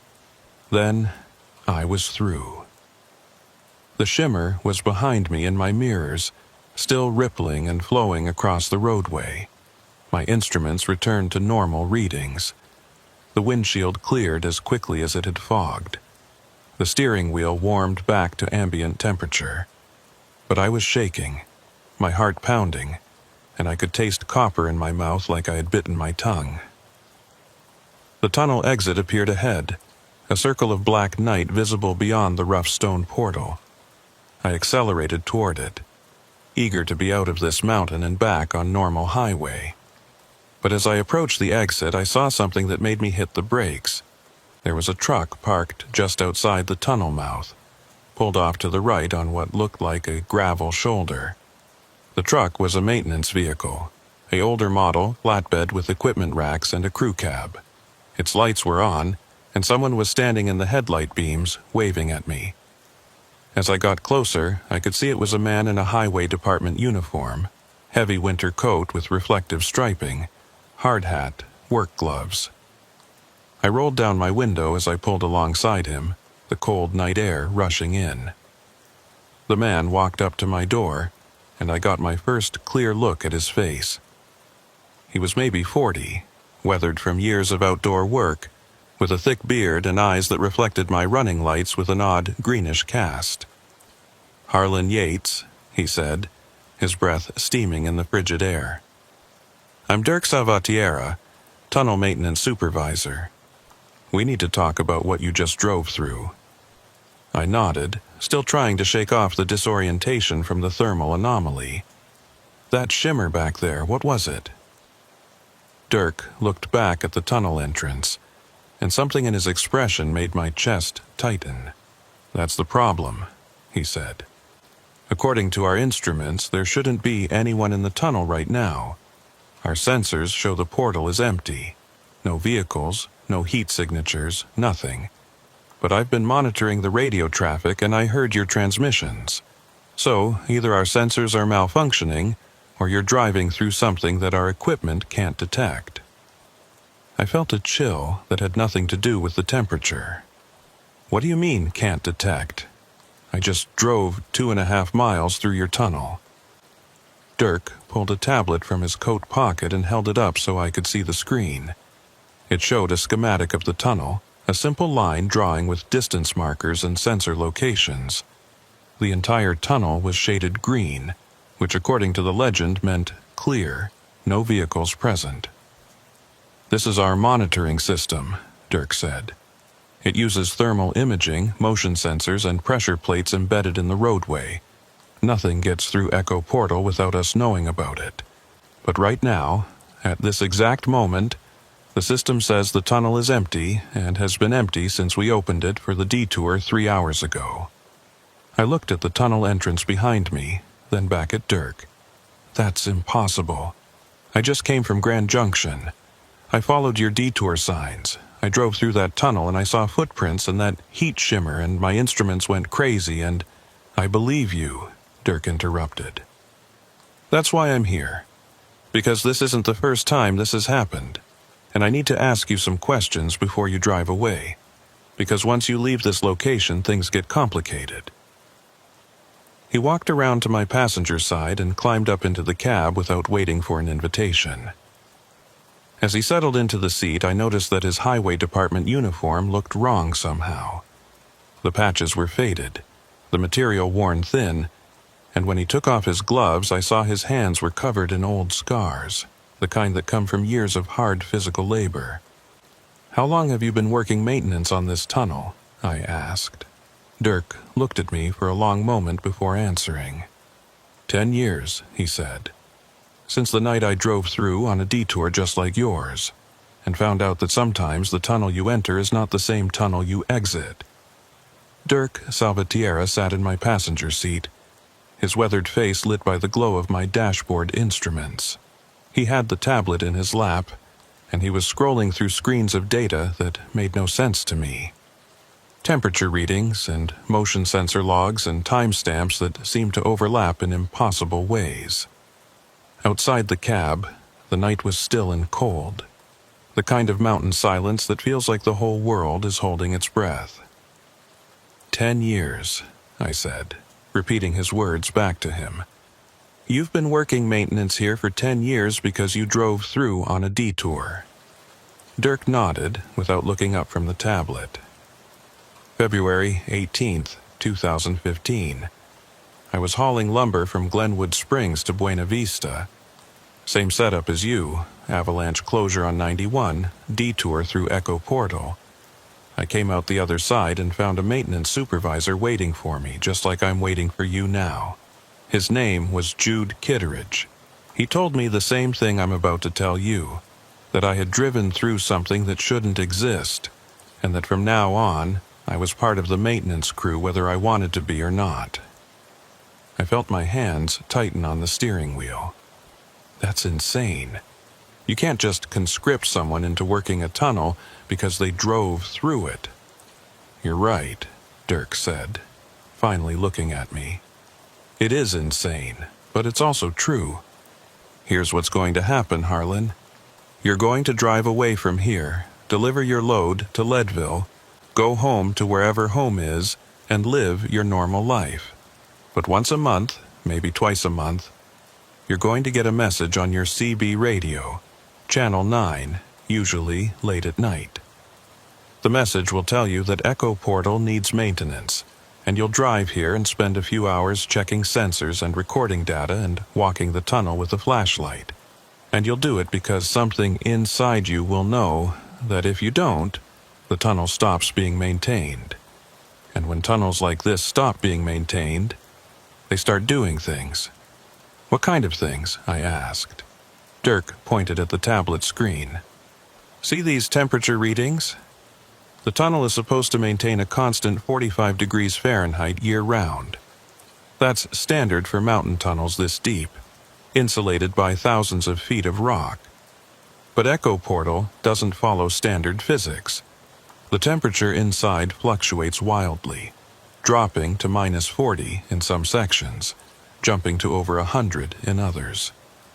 The thermal anomaly you drove through registers at 240 degrees on our sensors, hot enough to melt asphalt, but the road surface is always intact when we check it physically. He swiped to another screen. Motion sensors. We have them installed every 100 feet throughout the tunnel. They're supposed to track vehicles, measure traffic flow, alert us to any stopped vehicles or pedestrians, but they pick up movement even when the tunnel is supposedly empty. Footsteps, usually. Always the same pattern. Starting at the maintenance bay, walking toward the exit, a stride length of 4 to 5 feet. We've recorded this pattern over 3,000 times in the past 10 years. Who's walking? I asked, though I was not sure I wanted to know the answer. That's the question, Dirk said. Jude thought they were residual echoes, fragments of people who had been in the tunnel back when it was in active use. 1952 to 1962, those were the operational years. Highway Department records show that Echo Portal was built as a shortcut for mining traffic, but it was closed after only a decade because of, quote, structural concerns and anomalous maintenance requirements. Reading between the lines, the tunnel started exhibiting the same weird properties back then that it shows now, and rather than try to fix it, they just closed it and built a longer route around the mountain. But it's open now, I said. You're using it as a detour route. Only when necessary, Dirk said, and only because someone needs to monitor it. The tunnel can't be sealed permanently. They tried that in 1963, poured a concrete wall across both portals. Within 6 months, the walls had massive cracks, and the thermal readings from inside were going haywire. They finally removed the barriers in 1965 and established the maintenance protocol. 1 truck per month minimum has to transit the tunnel to keep it stable. If it goes too long without traffic, the anomalies get worse. The footprints multiply. The heat signatures show up in more locations. And eventually, the things that make the footprints start appearing in other tunnels, other roads, spreading out from Echo Portal like an infection. I was silent for a long moment, processing what he was telling me. It sounded like the plot of a bad horror movie.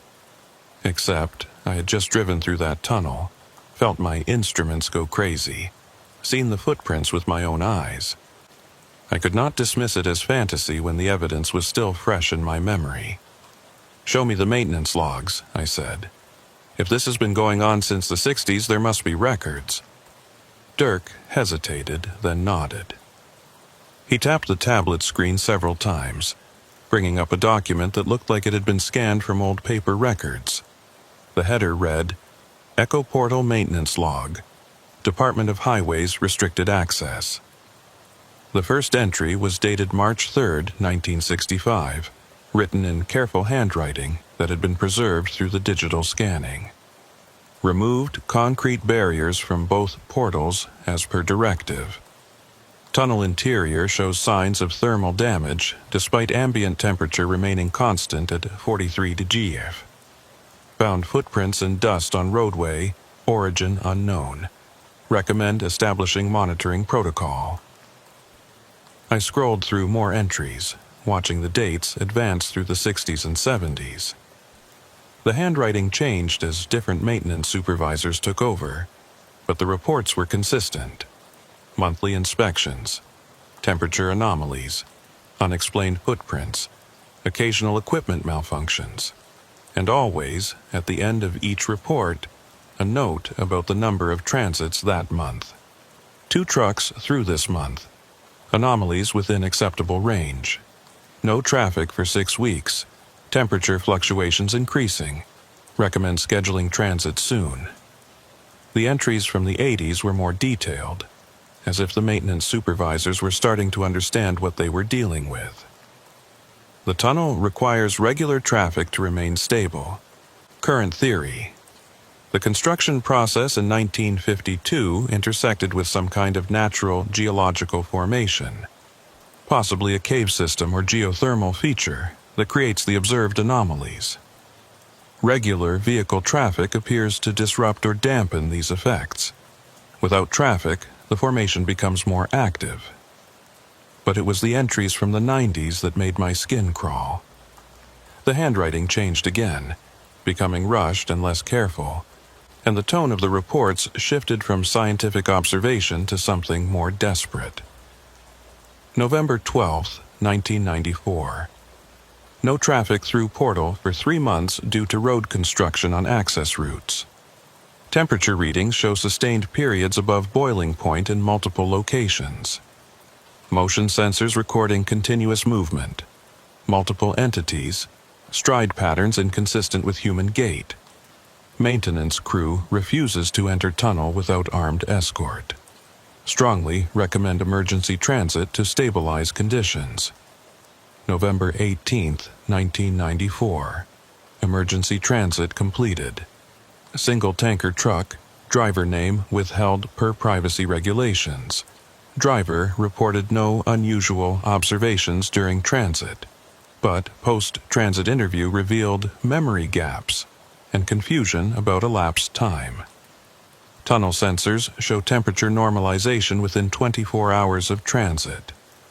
Footprint patterns reduced to baseline levels. Crisis averted, but long-term solution needed. December 2, 1994. Meeting with State Transportation Department regarding Echo Portal status. Proposal to permanently close tunnel rejected due to concerns about anomaly spread. New protocol established. Minimum 2 transits per month. Drivers to be recruited from existing commercial traffic using detour signs.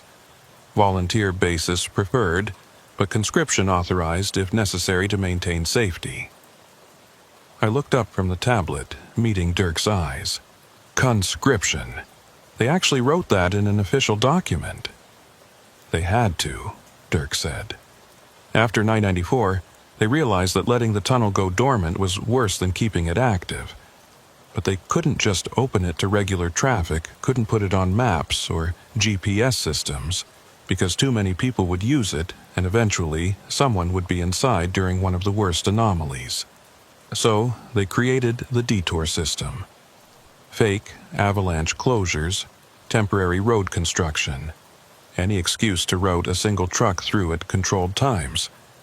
The driver thinks they're taking a shortcut. The tunnel gets its required transit, and the anomalies stay manageable. And the drivers who go through become part of the maintenance crew, I said. Only some of them, Dirk corrected. Most drivers transit without ever knowing anything was unusual. Their instruments might flicker, they might feel a moment of disorientation, but they come out the other side and go on with their lives. But every so often, maybe one driver out of 50, something different happens. They see too much, notice too many details, or the tunnel itself decides to reveal more to them. Those are the ones who become maintainers, the ones like you and me. I thought about the footprints I had seen, the thermal shimmer, the way my instruments had gone haywire. How do you know I'm one of them? Maybe I'm like the other 49 and I'll just drive away and forget about this. Dirk smiled, but there was no humor in it. Because you're still here. Because you let me into your cab. Because you're asking questions instead of calling me crazy and leaving.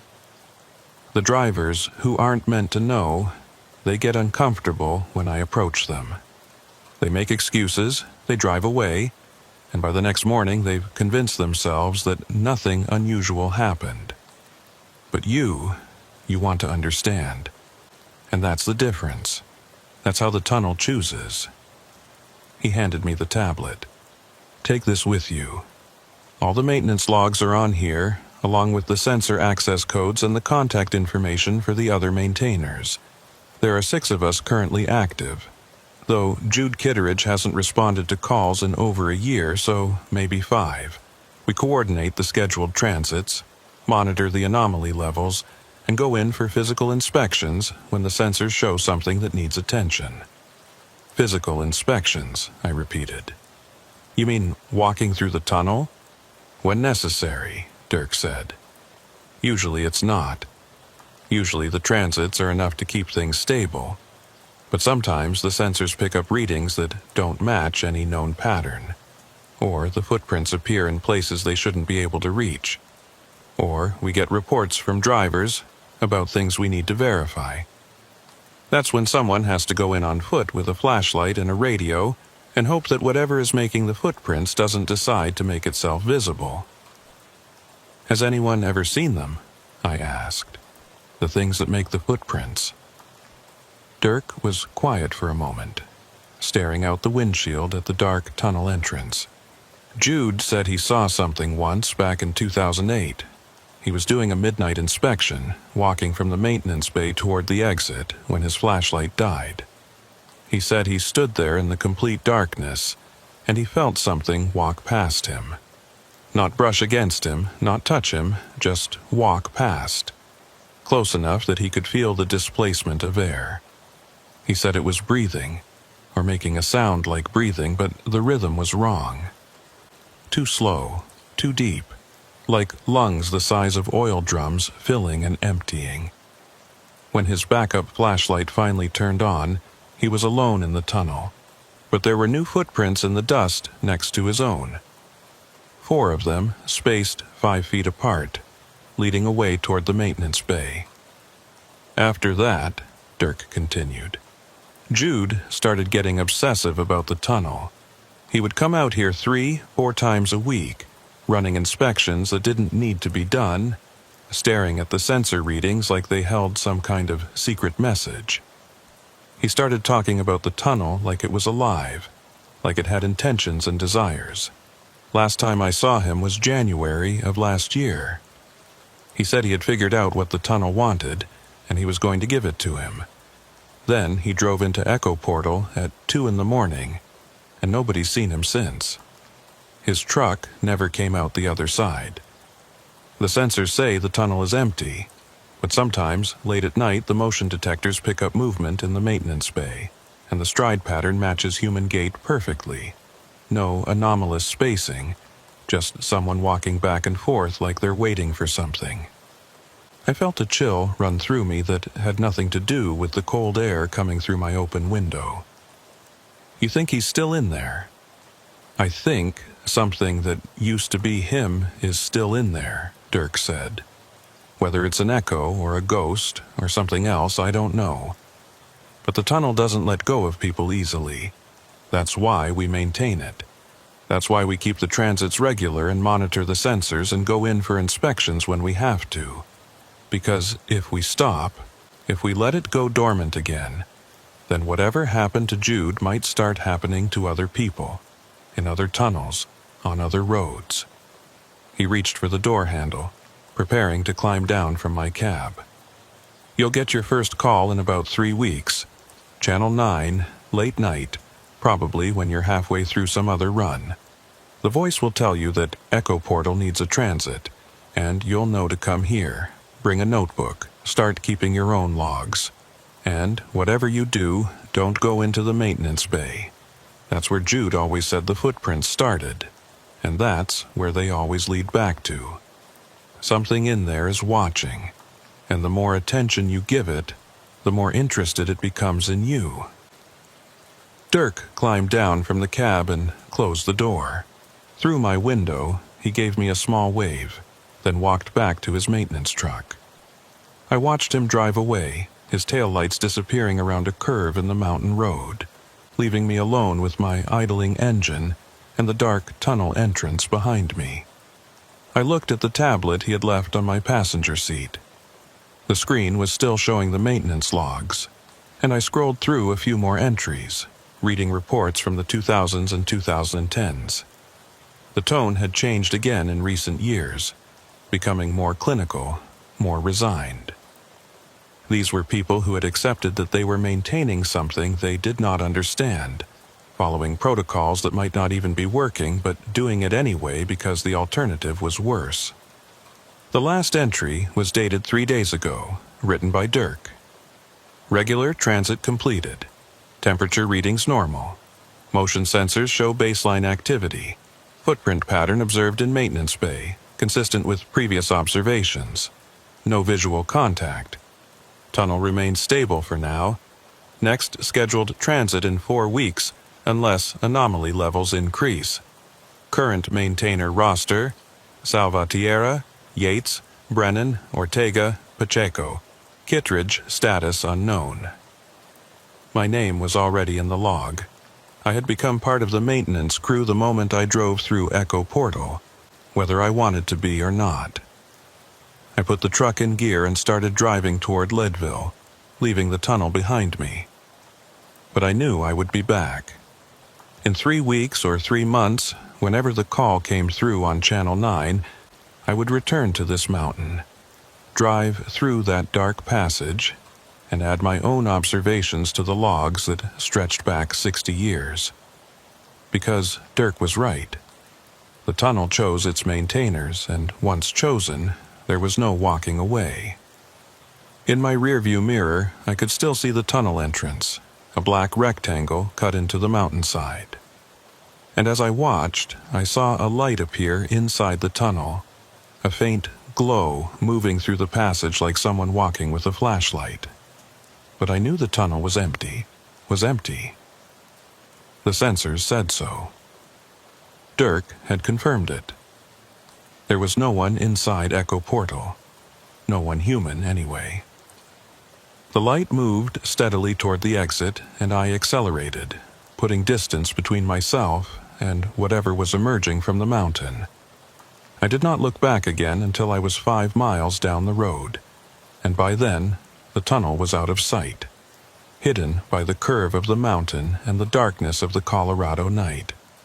But I could still feel it back there, breathing in its slow, impossible rhythm, waiting for the next transit, waiting for the next maintainer to accept their role in keeping it stable. And I knew that 3 weeks from now, when my CB radio crackled to life on Channel 9, I would turn my truck around and drive back to Echo Portal, because that is what maintainers do. We keep the tunnel breathing. We keep the footprints contained, and we pray that whatever makes them never decides to walk out into the world beyond the mountain. 3 weeks and 2 days after my first transit through Echo Portal, the call came exactly as Dirk had predicted. I was hauling refrigerated goods from Denver to Durango, halfway through the run, approaching midnight on a clear, cold night. The CB radio crackled on Channel 9, and a voice I did not recognize said simply, "Echo Portal requires maintenance. Respond if you can transit within 6 hours." I keyed the handset.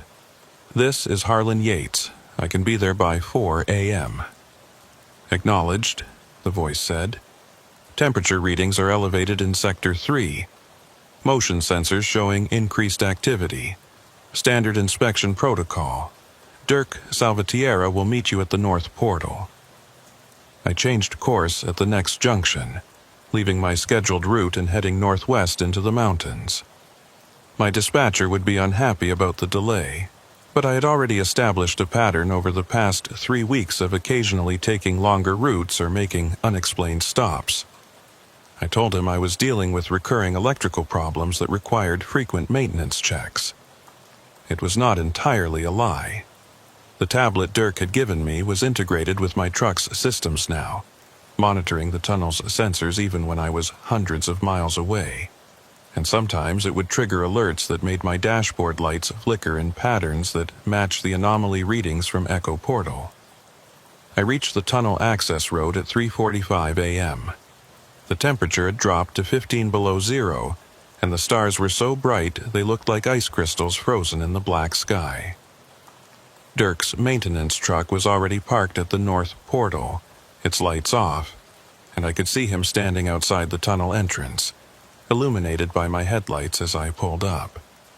I climbed down from my cab, the cold hitting me like a physical blow. Dirk handed me a heavy parka with highway department patches and a hard hat with a mounted LED lamp. "Sector 3 is the maintenance bay area," he said, without preamble. Temperature readings spiked to 180 degrees about 2 hours ago, then dropped back to normal. But the motion sensors are showing continuous activity, and there's a new footprint pattern we haven't seen before. Smaller prints, human-sized, starting from the maintenance access door and leading into the main tunnel. "You said not to go into the maintenance bay," I reminded him. "I said not to go in alone and not to give it too much attention," Dirk corrected. "But if something is coming out of the bay and walking into the tunnel, we need to document it. That's new behavior, and new behavior means the tunnel is changing. We go in together, we stay on the main roadway, and we don't open any doors. Understood?" I nodded, pulling on the parka and adjusting the hard hat. Dirk handed me a radio clipped to a shoulder harness, a digital camera, and a clipboard with blank inspection forms. "Standard protocol," he said. "We walk in, document what we see, take temperature readings at marked intervals, and walk out. The whole inspection should take 90 minutes, maybe 2 hours. We don't stop except to record data. We don't investigate anything that looks unusual unless it's directly blocking the roadway. And if either of us says we need to leave, we leave immediately, no questions asked." He picked up his own equipment. A larger pack with monitoring gear and a heavy-duty flashlight that could double as a weapon. "One more thing," he said, looking me directly in the eyes. "If you see Jude Kitteridge in there, do not approach him. Do not speak to him. Do not acknowledge his presence. Whatever is walking around with his face is not him anymore, and engaging with it will only make things worse." We entered the tunnel side by side, our headlamps cutting through the darkness.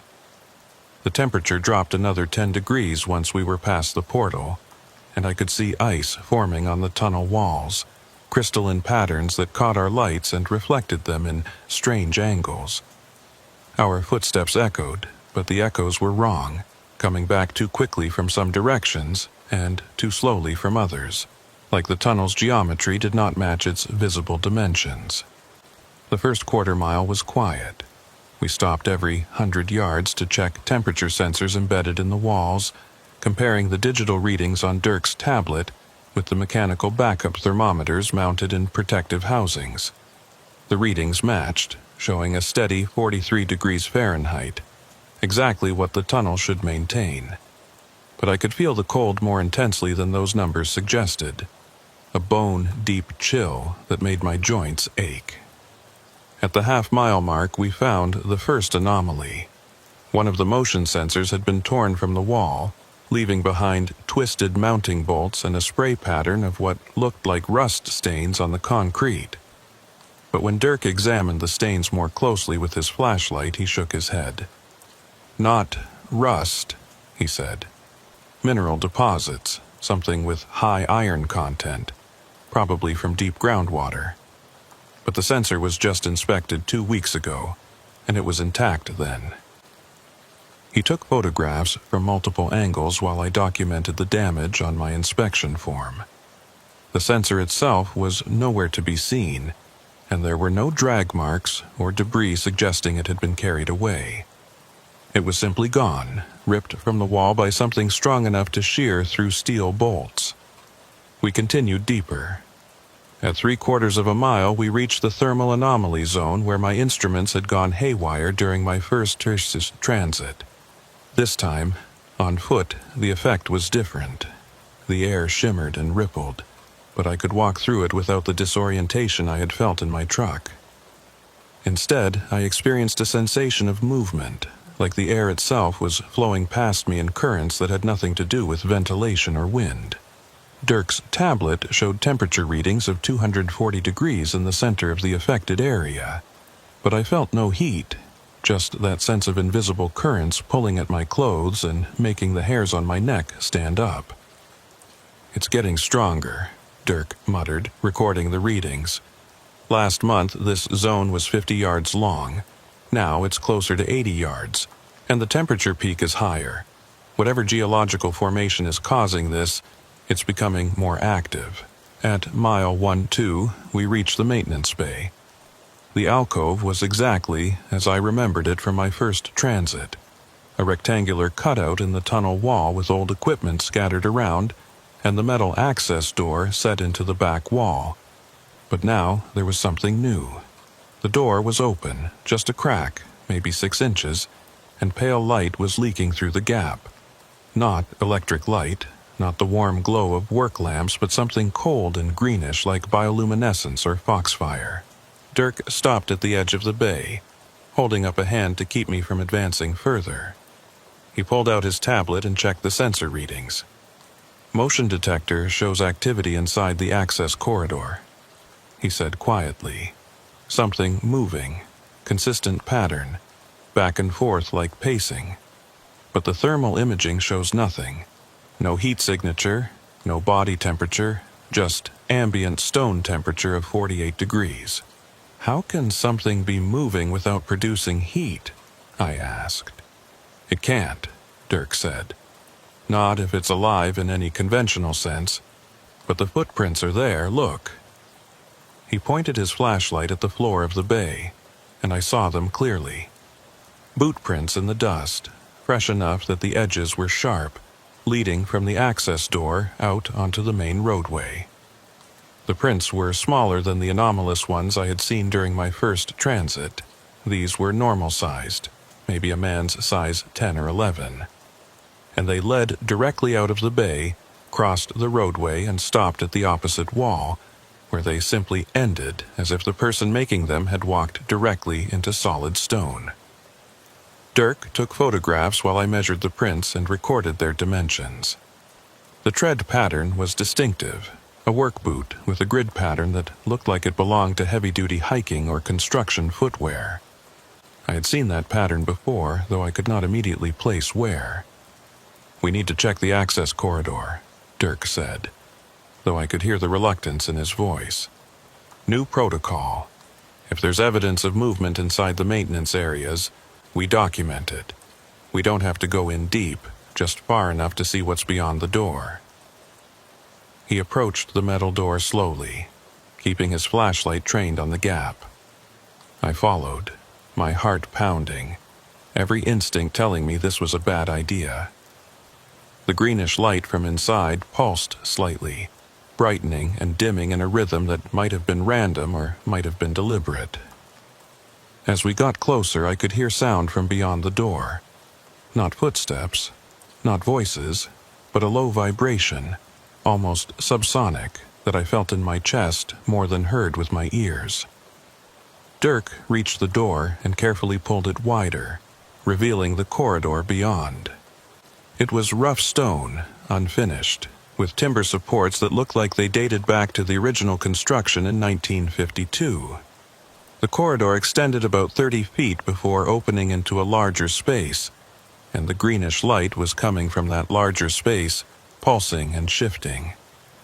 The vibration grew stronger as the door opened, and I realized it matched the rhythm I had felt during my first transit. The same pulse as the thermal anomaly, the same breathing rhythm that Dirk said Jude had heard in the darkness. The footprints continued into the corridor, and now I could see that there were multiple sets, overlapping, as if several people had been walking back and forth. Some of the prints were older, nearly faded, while others looked like they had been made minutes ago. And at the far end of the corridor, silhouetted against the greenish light, I saw a figure standing motionless. The figure was man-shaped, wearing what looked like a maintenance uniform similar to the one Dirk wore. But something was wrong with the proportions. The arms were too long, hanging below the knees, and the head was tilted at an angle that suggested the neck was broken, or the skull was deformed. As we watched, the figure raised one hand in a slow wave, the gesture mechanical and precise. "Jude," Dirk whispered, and I heard a note in his voice I had not heard before. Fear, yes, but also recognition and terrible sadness. The figure in the corridor began walking toward us, its gait wrong, legs moving in that too long stride I'd seen in the footprint patterns during my first transit. 4 feet per step, maybe 5, covering the distance quickly despite moving with an unhurried pace. The greenish light followed it, or came from it. I could not tell which, pulsing brighter with each footfall. Dirk grabbed my arm and pulled me back from the door.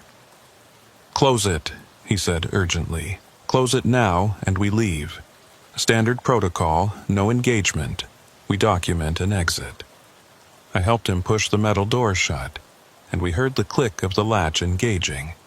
But through the door, I could hear footsteps continuing, approaching the threshold, then stopping. The vibration intensified, making the door rattle in its frame, and for a moment I thought whatever was on the other side would simply push through. But then the vibration stopped, the footsteps retreated, and we were left in silence broken only by our own harsh breathing. Dirk was already walking quickly back toward the tunnel entrance, his flashlight beam bouncing erratically as he moved. I followed, checking over my shoulder every few seconds, expecting to see the maintenance bay door burst open, expecting to see that wrongly proportioned figure emerge and follow us. But the door remained closed, and the greenish light gradually faded from the gap underneath it. We made it to the 3/4-mile mark before Dirk stopped and turned to face me. His face was pale under his hard hat, and his hands were shaking slightly as he pulled out his tablet to record our observations. "That was him," he said. "That was Jude, or something wearing Jude. The build was right, the uniform was right. Even the way he waved was right. That's exactly how Jude used to acknowledge people when he saw them from a distance. But the proportions were wrong," I said.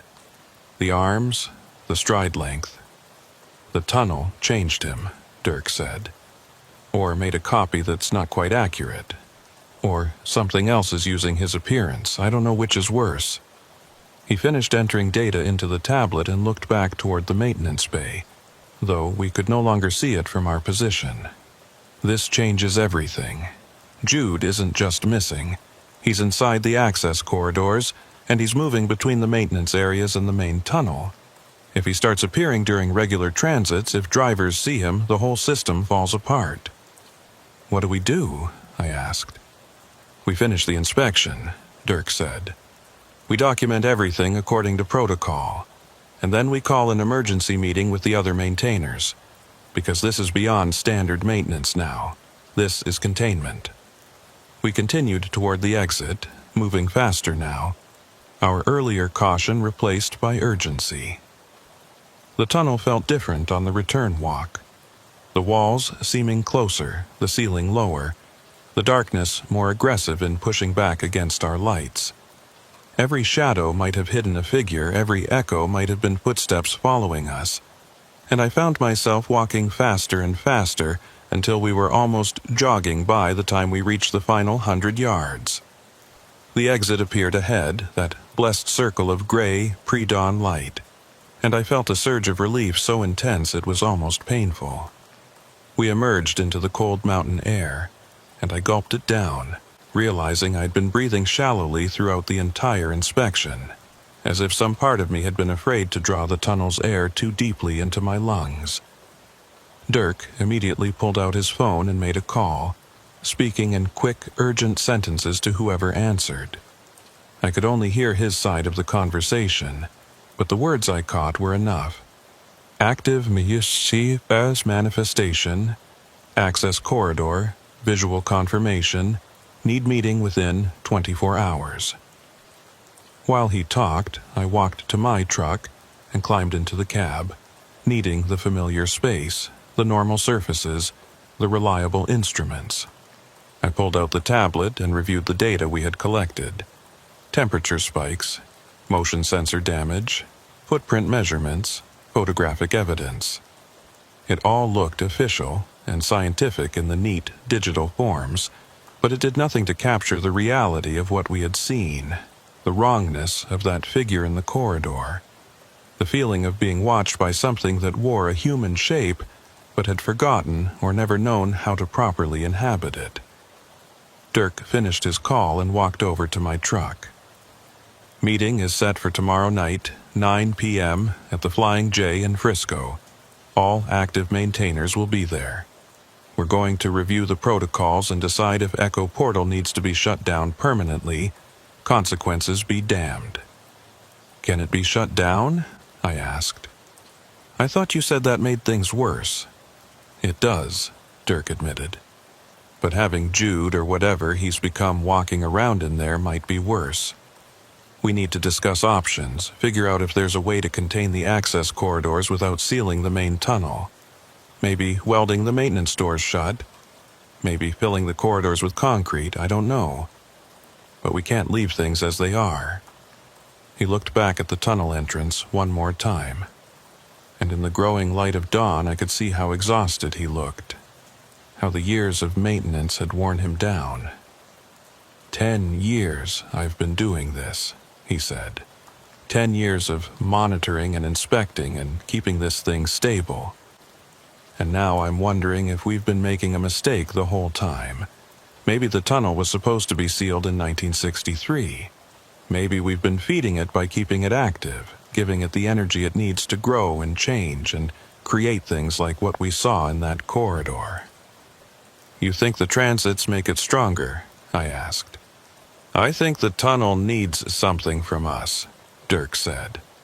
I just don't know what. Traffic, attention, maintenance, maybe all of those things.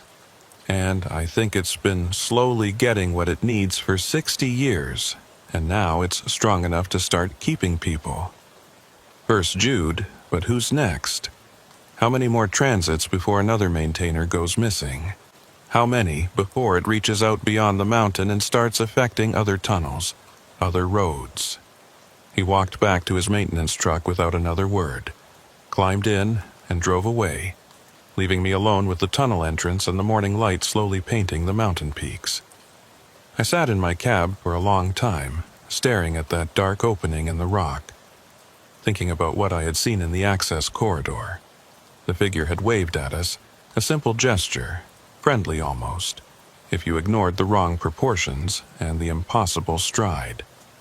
But I kept thinking about that wave, about how precise it was, how deliberate. It was not a threat, it was not a warning, it was an invitation. Jude Kittredge, or whatever wore his shape now, was inviting us to come deeper, to enter the access corridors, to see what he had seen and become what he had become. And some part of me, a part I was ashamed to acknowledge, wanted to accept that invitation, wanted to know what was beyond that greenish light, what breathed in the rhythm of the mountain's pulse. I started my engine and drove away from Echo Portal, but I knew I would be back. Not just for the scheduled transits and inspections, but because the tunnel had shown me something, given me a glimpse of whatever existed in those maintenance corridors, and now I needed to know more. Dirk was right. We might have been feeding the tunnel all these years, but the tunnel had been feeding something to us as well. Small pieces of knowledge, tiny revelations, hints of a truth that existed beneath the mountain. And once you started consuming that truth, once you took even the smallest bite, you could never stop being hungry for more. The meeting at the Flying J in Frisco brought together 5 maintainers, though Dirk had said there should be 6. We sat in a back corner booth at 9 p.m., far from the other truckers and travelers, our faces lit by the harsh fluorescent lights overhead. Dirk made introductions quickly. There was myself, newest to the crew. Brennan, a woman in her 50s who had been maintaining Echo Portal for 7 years after a winter transit gone wrong. Ortega, a younger guy maybe 30 years old, 3 years of maintenance work, still visibly nervous about the whole situation. And Pacheco, the oldest of us, pushing 70, who had been recruited back in 98. 98, shh, and had seen more anomalies than the rest of us combined. Jude Kitteridge's seat remained empty, a 6th coffee cup sitting untouched in front of the vacant space. Dirk laid out the situation with brutal efficiency. The inspection findings, the open maintenance door, the figure in the access corridor, the visual confirmation that matched Jude's appearance but with those wrong proportions. He showed the photographs on his tablet, and I watched the others' reactions. Brennan's face went pale. Ortega actually pushed back from the table, hands shaking. Only Pacheco seemed unsurprised, nodding slowly as if this was something he had been expecting. "We knew this would happen eventually," Pacheco said when Dirk finished. His voice was rough, weathered by decades of mountain driving. Jude was getting too close. He spent too much time in the tunnel, paid too much attention to the patterns, started treating it like something he could understand instead of something he should respect and avoid. The tunnel took him because he invited it to. "What do you mean, invited it?" I asked. Pacheco leaned back in the booth, his coffee untouched. "The tunnel operates on attention. The more you focus on it, the more you try to understand it, the more it reveals itself to you. That's how it recruits maintainers in the first place. Most drivers pass through and forget. But some of us notice too much, ask too many questions, and then we're hooked. We become part of the maintenance crew because we can't let it go." Jude took that further than anyone should. He started keeping his own logs, separate from the official records. He would go into the tunnel during off hours, sometimes spending 12 hours straight walking the passages, taking readings, mapping the access corridors. "I didn't know there were multiple access corridors," Brennan said. "There are at least 7 that we know of," Pacheco replied. "One at the maintenance bay, which is the only one we monitor regularly, but there are others at various points throughout the tunnel, hidden behind panels or concealed in shadow alcoves. Jude found them over the years, marked them in his private logs. He believed they formed a network, a system of passages that extended deep into the mountain, possibly connecting to natural cave formations or old mining shafts from before the tunnel was built." Dirk was staring at Pacheco with an expression I could not quite read. "You knew about this. About Jude's private investigation. Why didn't you report it?" "Because I understood what he was doing," Pacheco said. "Same thing all of us are doing, just more intensive. Trying to figure out what we're maintaining, what we're feeding with our transits and inspections. The official logs treat Echo Portal like a standard infrastructure problem, temperature anomalies and sensor malfunctions. But you've all felt it. You know there's something else going on, something the reports don't capture." He pulled out a worn notebook from his jacket pocket and laid it on the table. The cover was stained and dog-eared, filled with handwritten notes and sketches. "Jude gave me this 3 months before he disappeared. Said it was his backup copy, in case something happened to him. He made me promise I would only share it if he didn't come back, and that I would make sure whoever read it understood the risks of knowing too much." Dirk reached for the notebook, but Pacheco held it back. "Before you look at this, you need to understand something. The tunnel is not a passive thing. It's not just a geological formation that happens to produce weird readings. It responds to observation. The more we study it, the more we try to document and understand it, the more active it becomes.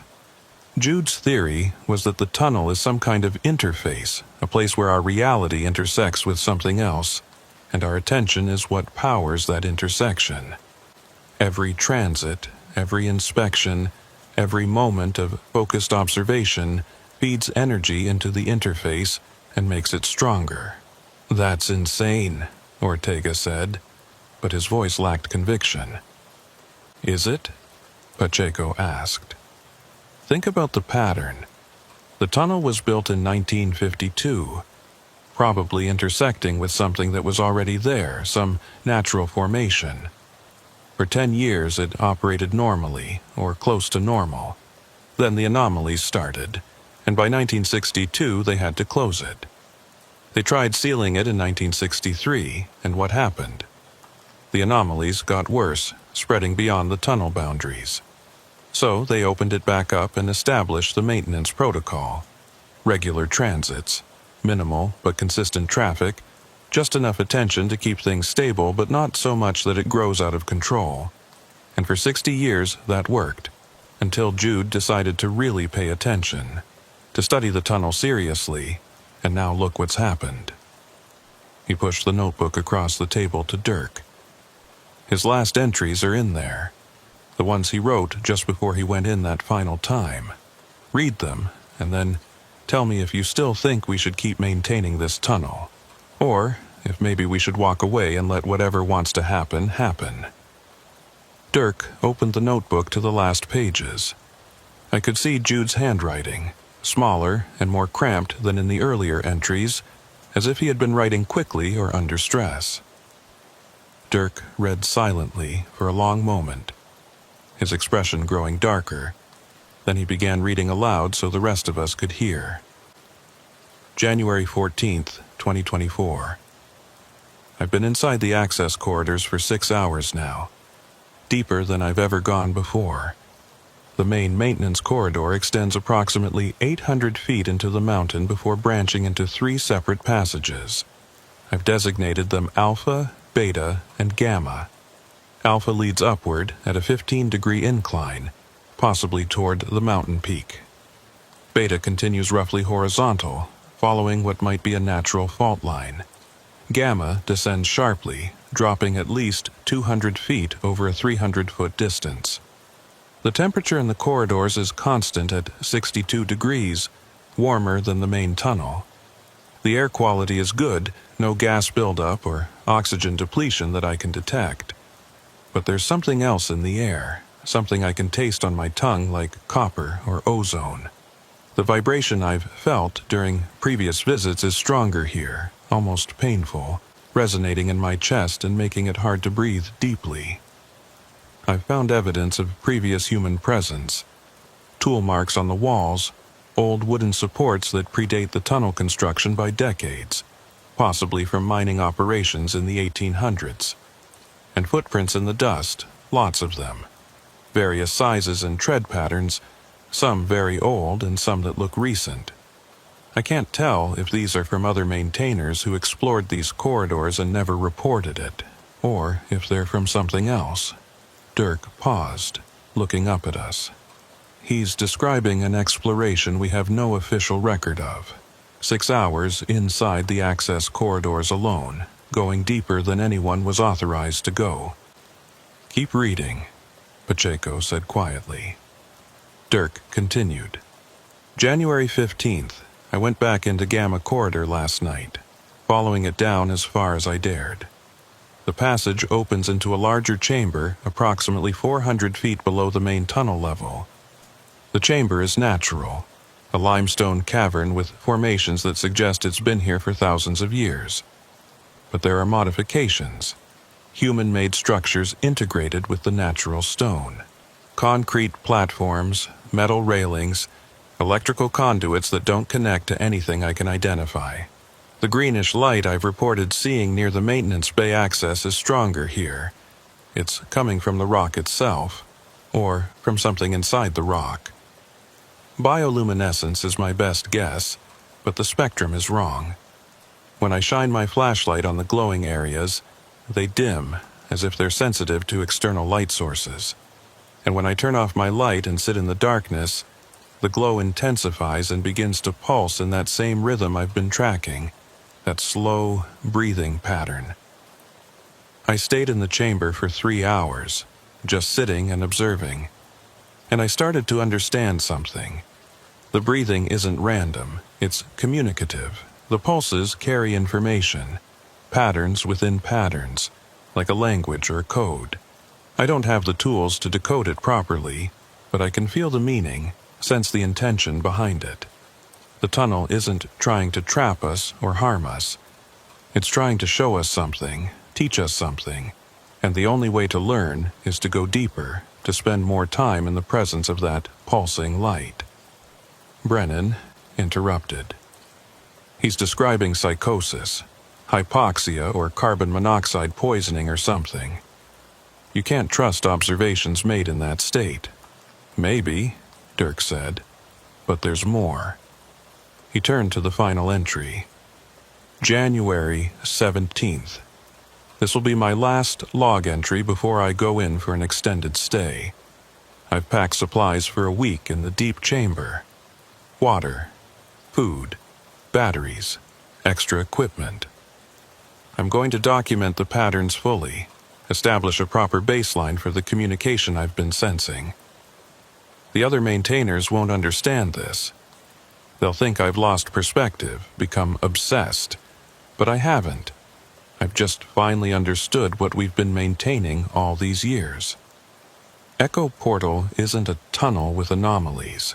It's a doorway that we've been keeping partially open. Every transit, every inspection, every moment of attention we give it, we're preventing it from closing completely. And I think that's wrong.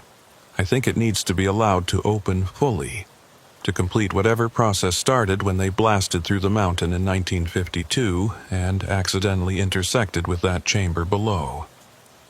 The things that walk in the tunnel, the footprints with the wrong stride length, the figures that show up on motion sensors but not thermal imaging. Those aren't ghosts or echoes or anomalies. There's something trying to cross through the doorway, something that exists in the space on the other side. And they're not hostile. They're curious. They want to understand us as much as we want to understand them. The only way to establish communication is to meet them halfway, to go through the doorway and spend time on their side. I'm going to do that. I'm going down to the deep chamber, and I'm going to stay there until I understand what's happening, until I can communicate properly with whatever is producing that pulsing light. If I don't come back, it means I found something better on the other side. If I do come back, I'll have answers. Either way, don't come looking for me. Don't try to close the tunnel. Let it breathe. Let it become what it's trying to become. That's the real maintenance we should be doing, facilitating the transformation, not preventing it. Dirk closed the notebook and set it on the table. The silence in the booth was profound, broken only by the ambient noise of the truck stop around us, the muted conversations of other drivers, the hiss of the coffee maker, the distant rumble of engines. He went insane, Ortega said finally. Whatever he experienced in that chamber, it broke his mind and made him think he was communicating with something. Or he was right, I said, surprising myself with the words. What if he really was sensing something? What if the tunnel really is trying to communicate? All eyes turned to me, and I felt the weight of their attention. But I continued, because something about Jude's final entries resonated with my own experiences.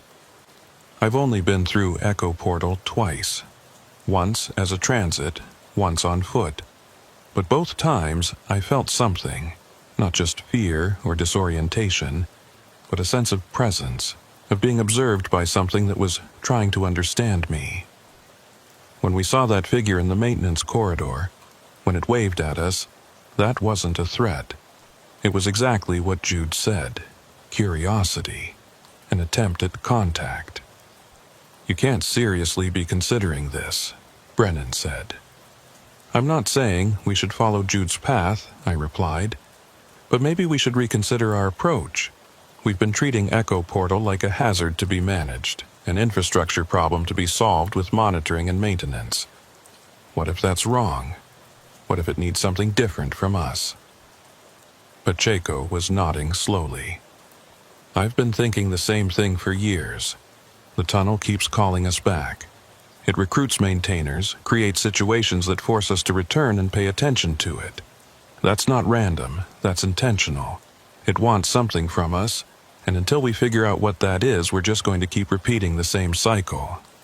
Dirk stood up abruptly, pacing beside the booth. This is exactly the kind of thinking that got Jude lost. You start anthropomorphizing the tunnel, attributing intentions and desires to what's probably just a weird geological formation, and the next thing you know you're walking into a cave with a week's worth of supplies and planning to commune with glowing rocks. Then what's your alternative? I asked. We keep doing standard maintenance until another one of us disappears? We try to seal it again and risk the anomalies spreading? Or we walk away entirely and hope that whatever happens far enough from population centers that it doesn't matter?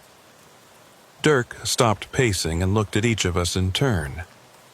I don't know, he admitted. That's why I called this meeting, because I've been maintaining Echo Portal for 10 years and I thought I understood what we were doing. But after seeing Jude in that corridor, after reading his logs, I don't know anymore. Maybe he's right. Maybe we've been doing it wrong all along. There's one way to find out, Pacheco said. He was looking directly at me, and I felt a chill run down my spine. Someone needs to go into the deep chamber, not for a week like Jude planned, but for a few hours, properly equipped, with communication maintained with the surface, with a plan for extraction if things go wrong. We need to verify what's down there, document it properly, and determine if there's really anything trying to communicate, or if it's just environmental effects causing hallucinations. That's a suicide mission, Brennan said flatly. It's a controlled investigation, Pacheco corrected. And it's necessary. We can't keep operating on assumptions and fear. We need data. Real observations from someone who's willing to go deep enough to get answers but disciplined enough to come back out. Why are you looking at me? I asked, though I already knew the answer. Because you're the newest, Pacheco said. You don't have years of accumulated fear and preconceptions. You felt the presence, acknowledged it, but you haven't built up defensive mechanisms against it. That makes you the best candidate to establish contact, if contact is possible. And if it's not possible, if there's nothing down there but toxic gas and hallucinations, you're the most likely to recognize that and abort the mission before you end up like Jude. I looked around the table at the other maintainers. Dirk was staring at his coffee, unwilling to meet my eyes. Brennan looked like she wanted to argue but could not find the words. Ortega was pale, clearly relieved that the attention was not on him. Only Pacheco met my gaze directly, and I saw in his eyes something I had not expected. Hope. He genuinely believed that going into the deep chamber might provide answers, might change our understanding of what we were dealing with. If I do this, I said slowly, I need guarantees. Full safety equipment, communication maintained at all times, and a rescue team ready to pull me out if I call for extraction. And I want access to all of Jude's logs, not just the final entries. Everything he documented about the access corridors and the deep chamber. Pacheco nodded. Agreed. We'll need a week to prepare. Gather the right equipment, establish a communication relay that can reach underground, brief you on everything Jude documented. The next scheduled maintenance window is in 6 days. We'll use that as our cover. Tell the official monitoring system that we're doing an extended inspection. I'll coordinate logistics, Dirk said, though his voice suggested he was not happy about the decision. But I want it on record that I think this is a mistake. We're not researchers. We're truck drivers who got recruited into maintaining something we don't understand. This is beyond our scope. It's been beyond our scope from the beginning, Pacheco said. We've just been pretending otherwise. The meeting broke up shortly after that, each of us heading back to our trucks and our regular routes. But we all knew we would be back at Echo Portal in 6 days, and that what happened there might change everything, or end everything, or reveal that there was nothing to change or end, just an empty chamber and the echoes of Jude's deteriorating mind. I spent the next 6 days running my normal loads, but I could not focus on the work. My mind kept drifting back to Jude's logs, to his description of the deep chamber and the pulsing light, to the idea that something beneath the mountain was trying to communicate across some fundamental barrier between realities. I told myself it was probably nothing, probably just gases or radiation or some other environmental factor that created hallucinations. But I could not shake the memory of that figure in the maintenance corridor, the way it had waved at us, the deliberate nature of that gesture. On the 6th night, I drove back to Echo Portal. The others were already there, Dirk's maintenance truck and Pacheco's rig parked outside the north portal. They had brought equipment, more than I expected. Climbing gear, rope, extra lights, oxygen sensors, carbon monoxide detectors, a portable ventilation fan, first aid supplies, and a communication setup that included a CB base station and a series of relay units that could be placed along the descent route. Pacheco handed me a climbing harness and a hard hat with multiple light sources. "We've been testing the relay system," he said. "It works down to about 500 feet, which should be deep enough to reach the chamber Jude described. Every 100 feet, you'll place one of these repeater units. They'll boost the signal and maintain the connection. If at any point you lose communication, you abort and come back up immediately. Understood?" I nodded, strapping on the harness and checking the equipment. Dirk gave me a radio tuned to our private frequency and I tested it, confirming I could hear his voice clearly. "Remember," he said, "you're not Jude. You don't have to understand everything or document everything. Your mission is simple. Get to the deep chamber, observe for 30 minutes, report what you see, and come back.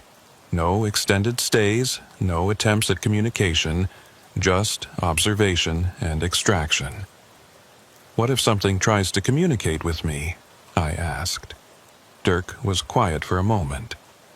"Then you document it and report it.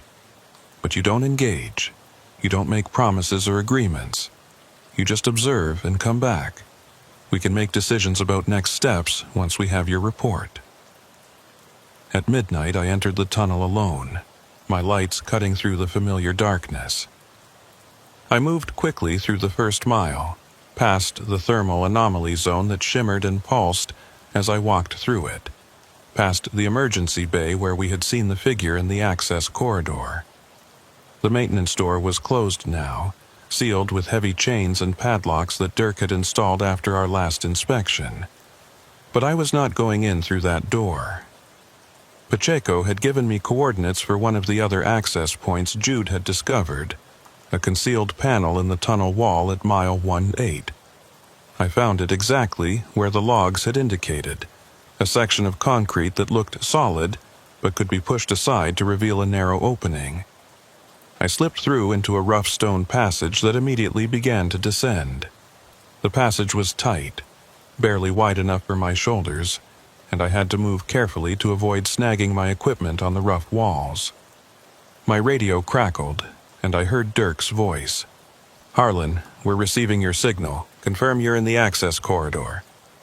"Confirmed," I replied. "Beginning descent. Placing first relay unit now." I attached the first repeater to the wall with adhesive mounts and continued down. The passage widened after about 50 feet, opening into a more natural tunnel that showed signs of old mining work. Tool marks, support timbers, rusted equipment abandoned decades ago. I placed relay units every 100 feet as instructed, testing the communication at each stop. Dirk's voice remained clear, reassuring me that the system was working. At 300 feet below the main tunnel, I reached the first branching point. 3 passages led off in different directions, exactly as Jude had described. Alpha rising toward the mountain peak, Beta continuing horizontally, Gamma descending sharply into the depths. I took Gamma, following Jude's path, using the rope to control my descent on the steep sections. The vibration that Pacheco and Jude had both described became noticeable around 400 feet. It started as a faint hum that I felt more than heard, then intensified into a physical sensation, a pulse that resonated in my chest and made my vision blur slightly with each beat. The rhythm was slow, maybe 12 beats per minute, like a heart beating in the mountain's core. At 500 feet, I entered the chamber Jude had described. It was everything he had said and more. A natural limestone cavern, perhaps 60 feet in diameter, with a ceiling that disappeared into darkness above my light's reach. Stalactites hung like frozen waterfalls, and the walls were covered with mineral formations that had grown over thousands of years. But interspersed with the natural features were human-made structures, concrete platforms built into the rock, metal scaffolding that served no obvious purpose, and electrical conduits that ran along the walls and disappeared into drilled holes. And there was the light, the greenish bioluminescent glow that Jude had documented, coming from patches on the walls and floor, pulsing in time with the vibration I felt in my chest. The light was beautiful, unlike anything I had ever seen, each pulse revealing new patterns in the rock, new formations that seemed to appear and disappear with the rhythm. "Harlan, we're receiving your signal," Dirk's voice said through the radio. "What's your status?" "I've reached the chamber," I replied. "It's exactly as Jude described. The light is here, pulsing. The vibration is strong. No signs of danger, no gas readings. Oxygen levels are normal. I'm going to observe for the planned 30 minutes. Copy that. We're monitoring from the surface. Report every 5 minutes." I found a concrete platform that looked stable and sat down, turning off my helmet lights to see the chamber in its natural state. With my artificial lights extinguished, the greenish glow intensified, and I could see the patterns more clearly. They were not random. The pulses moved across the walls in waves, creating temporary shapes and symbols that faded as the next pulse arrived. And I realized Jude had been right. This was language, or something like language, information being expressed through light and rhythm.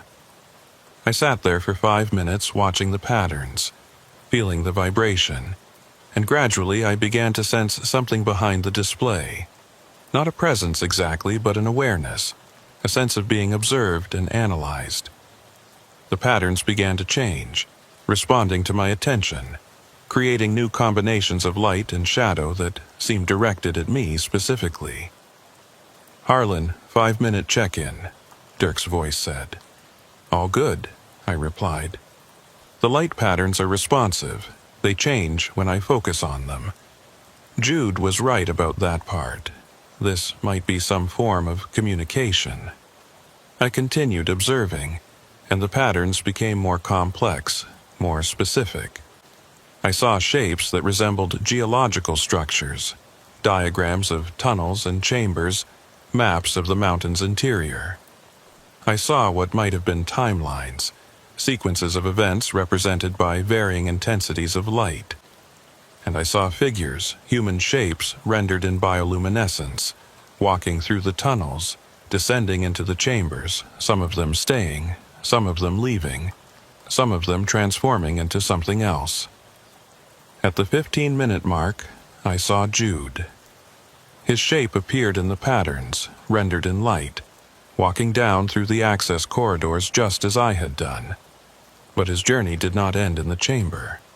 The patterns showed him going deeper, through passages I had not explored, into spaces beneath the chamber where the light grew brighter and the shapes more complex. And at the end of his journey, I saw him standing in a space that was not quite cave and not quite room, his human form dissolving into light, merging with the patterns, becoming part of the display. "Harlan, 15-minute check-in," Dirk's voice was concerned now. "Your vitals are showing elevated heart rate. Are you okay?" "I see him," I said. "I see Jude. The patterns are showing me what happened to him. He went deeper than this chamber. There are passages below here, and he followed them until he reached something, and then he became part of it." "That's hallucination," Dirk said firmly. "Environmental factors affecting your perception. You need to begin extraction now." But I could not move yet because the patterns were still showing me things. They were showing me the tunnel's history. The moment in 1952 when the construction crews blasted through the rock and accidentally broke through into these chambers. The moment when two realities intersected.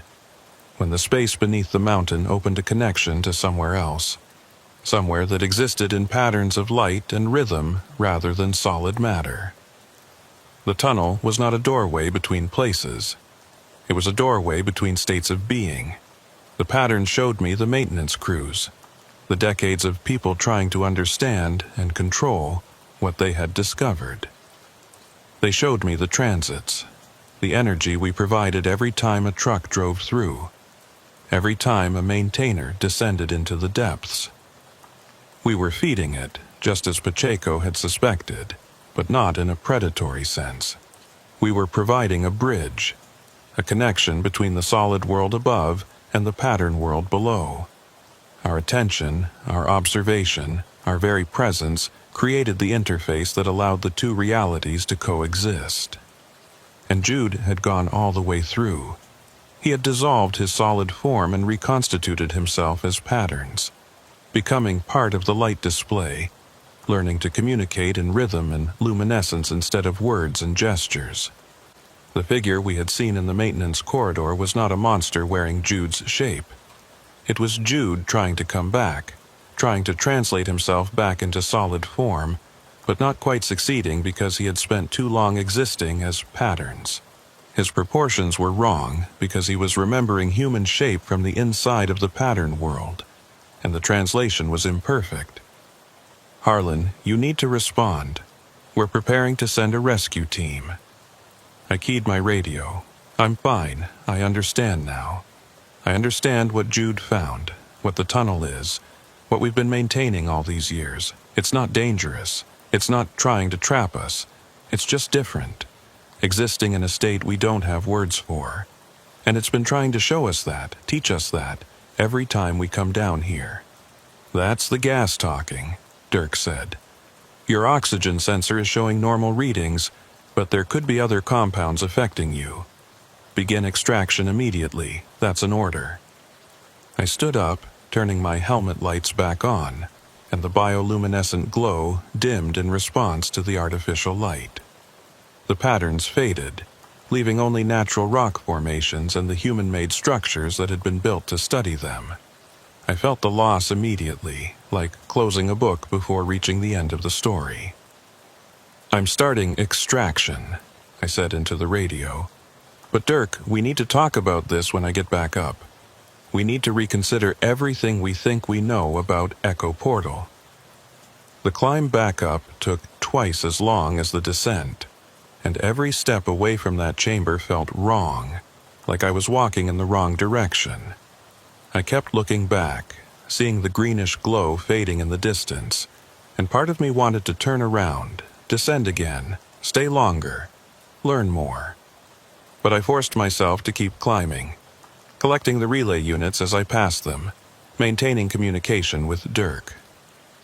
When I finally emerged from the access corridor and stepped back into the main tunnel, I felt the temperature difference immediately. The chill of the mountain air versus the strange warmth of the chamber below. Dirk and Pacheco were waiting at the access point, and they grabbed me as soon as I appeared, checking me over with the urgency of people who had been genuinely worried. "Your radio transmission got strange toward the end," Dirk said. "You were talking about pattern worlds and translation and things that don't make sense. We thought we were losing you." "You weren't losing me," I said. "I was finding something, learning something. Whatever Jude discovered down there, it's real. It's not hallucination or gas or environmental effects. There's something beneath this mountain that exists in a completely different way than we do, and the tunnel is the interface between our existence and theirs.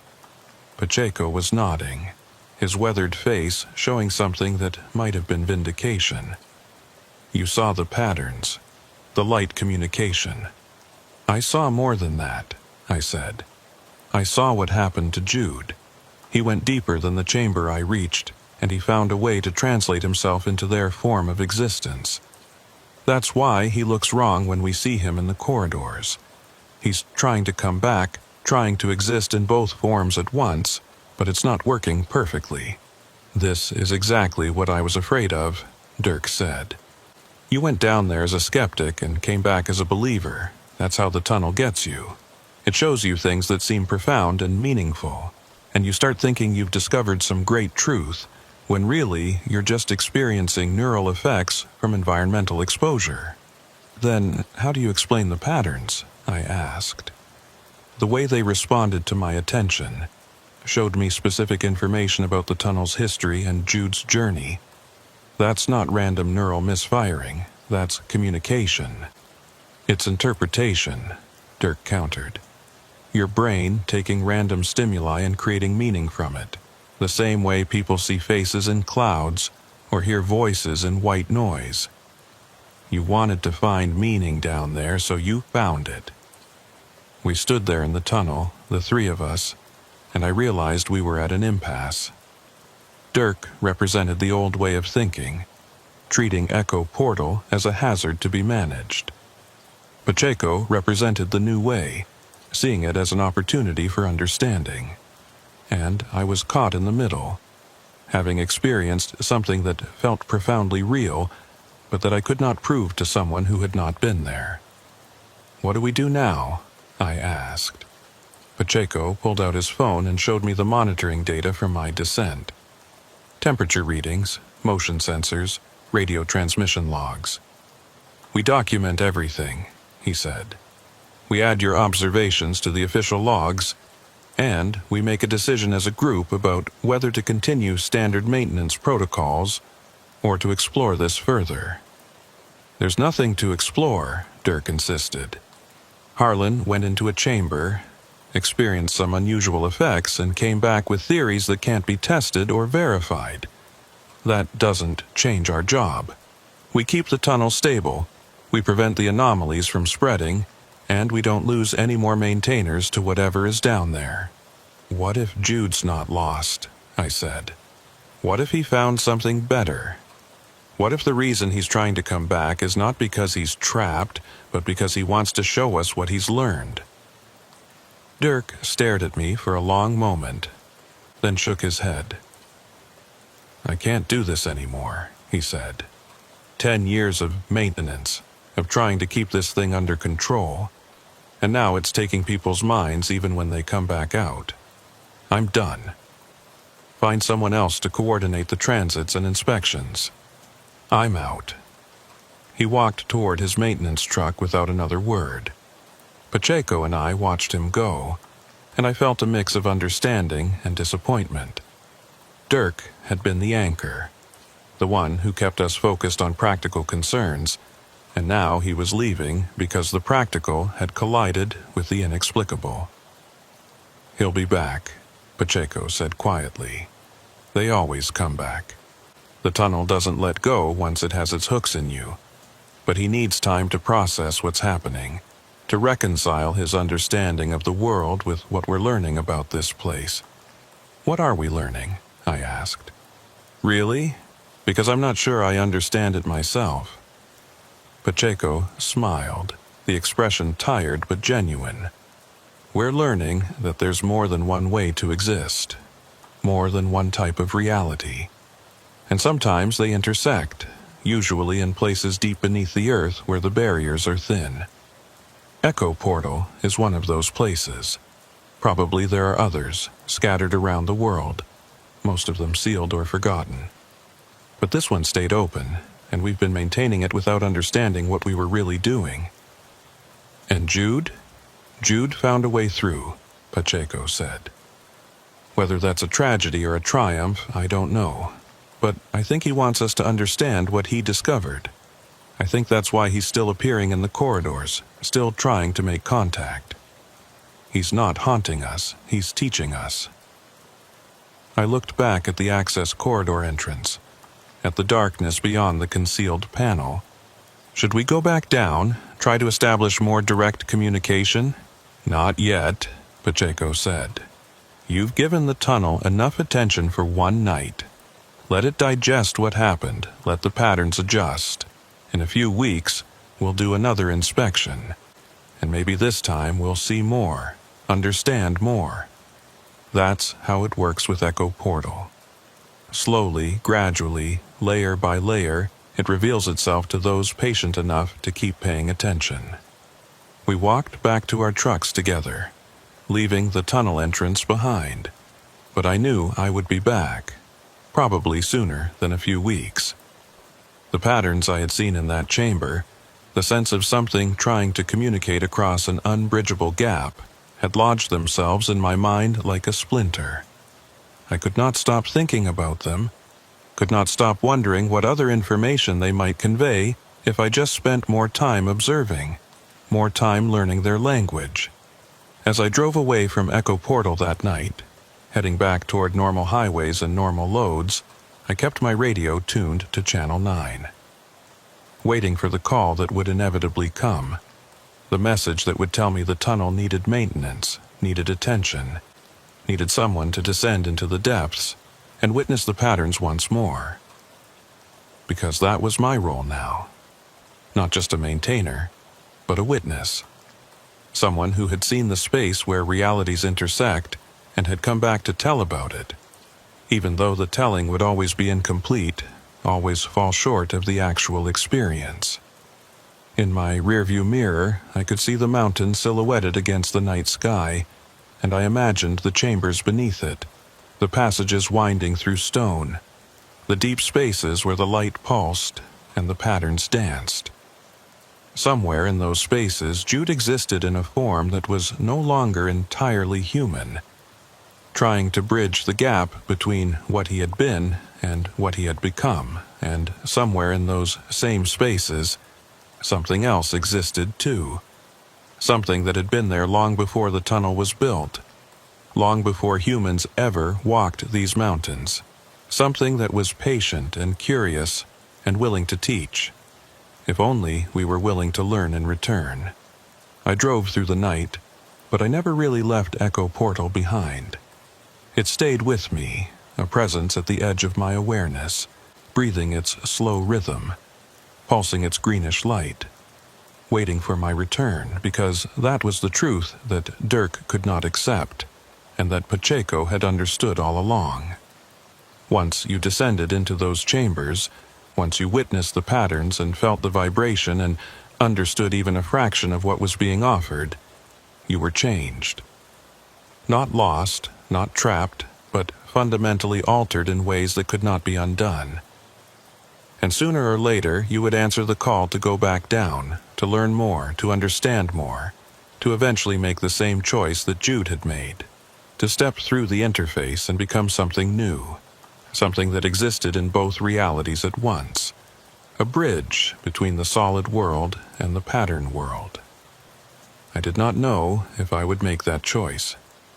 Not yet. But I knew I would have the opportunity, probably many times over the years ahead. And each time it would become a little harder to say no, a little more tempting to take that final step and see what existed on the other side. Echo Portal was not just a tunnel through a mountain. It was a question that the mountain itself was asking. And all of us who maintained it, who descended into its depths, who witnessed its patterns, we were all moving slowly, inevitably, toward the moment when we would finally answer that question with our own transformation. The road stretched ahead of me, dark and empty, and I drove on through the Colorado night, carrying the mountain's question with me, knowing that someday, perhaps soon, I would return with my answer.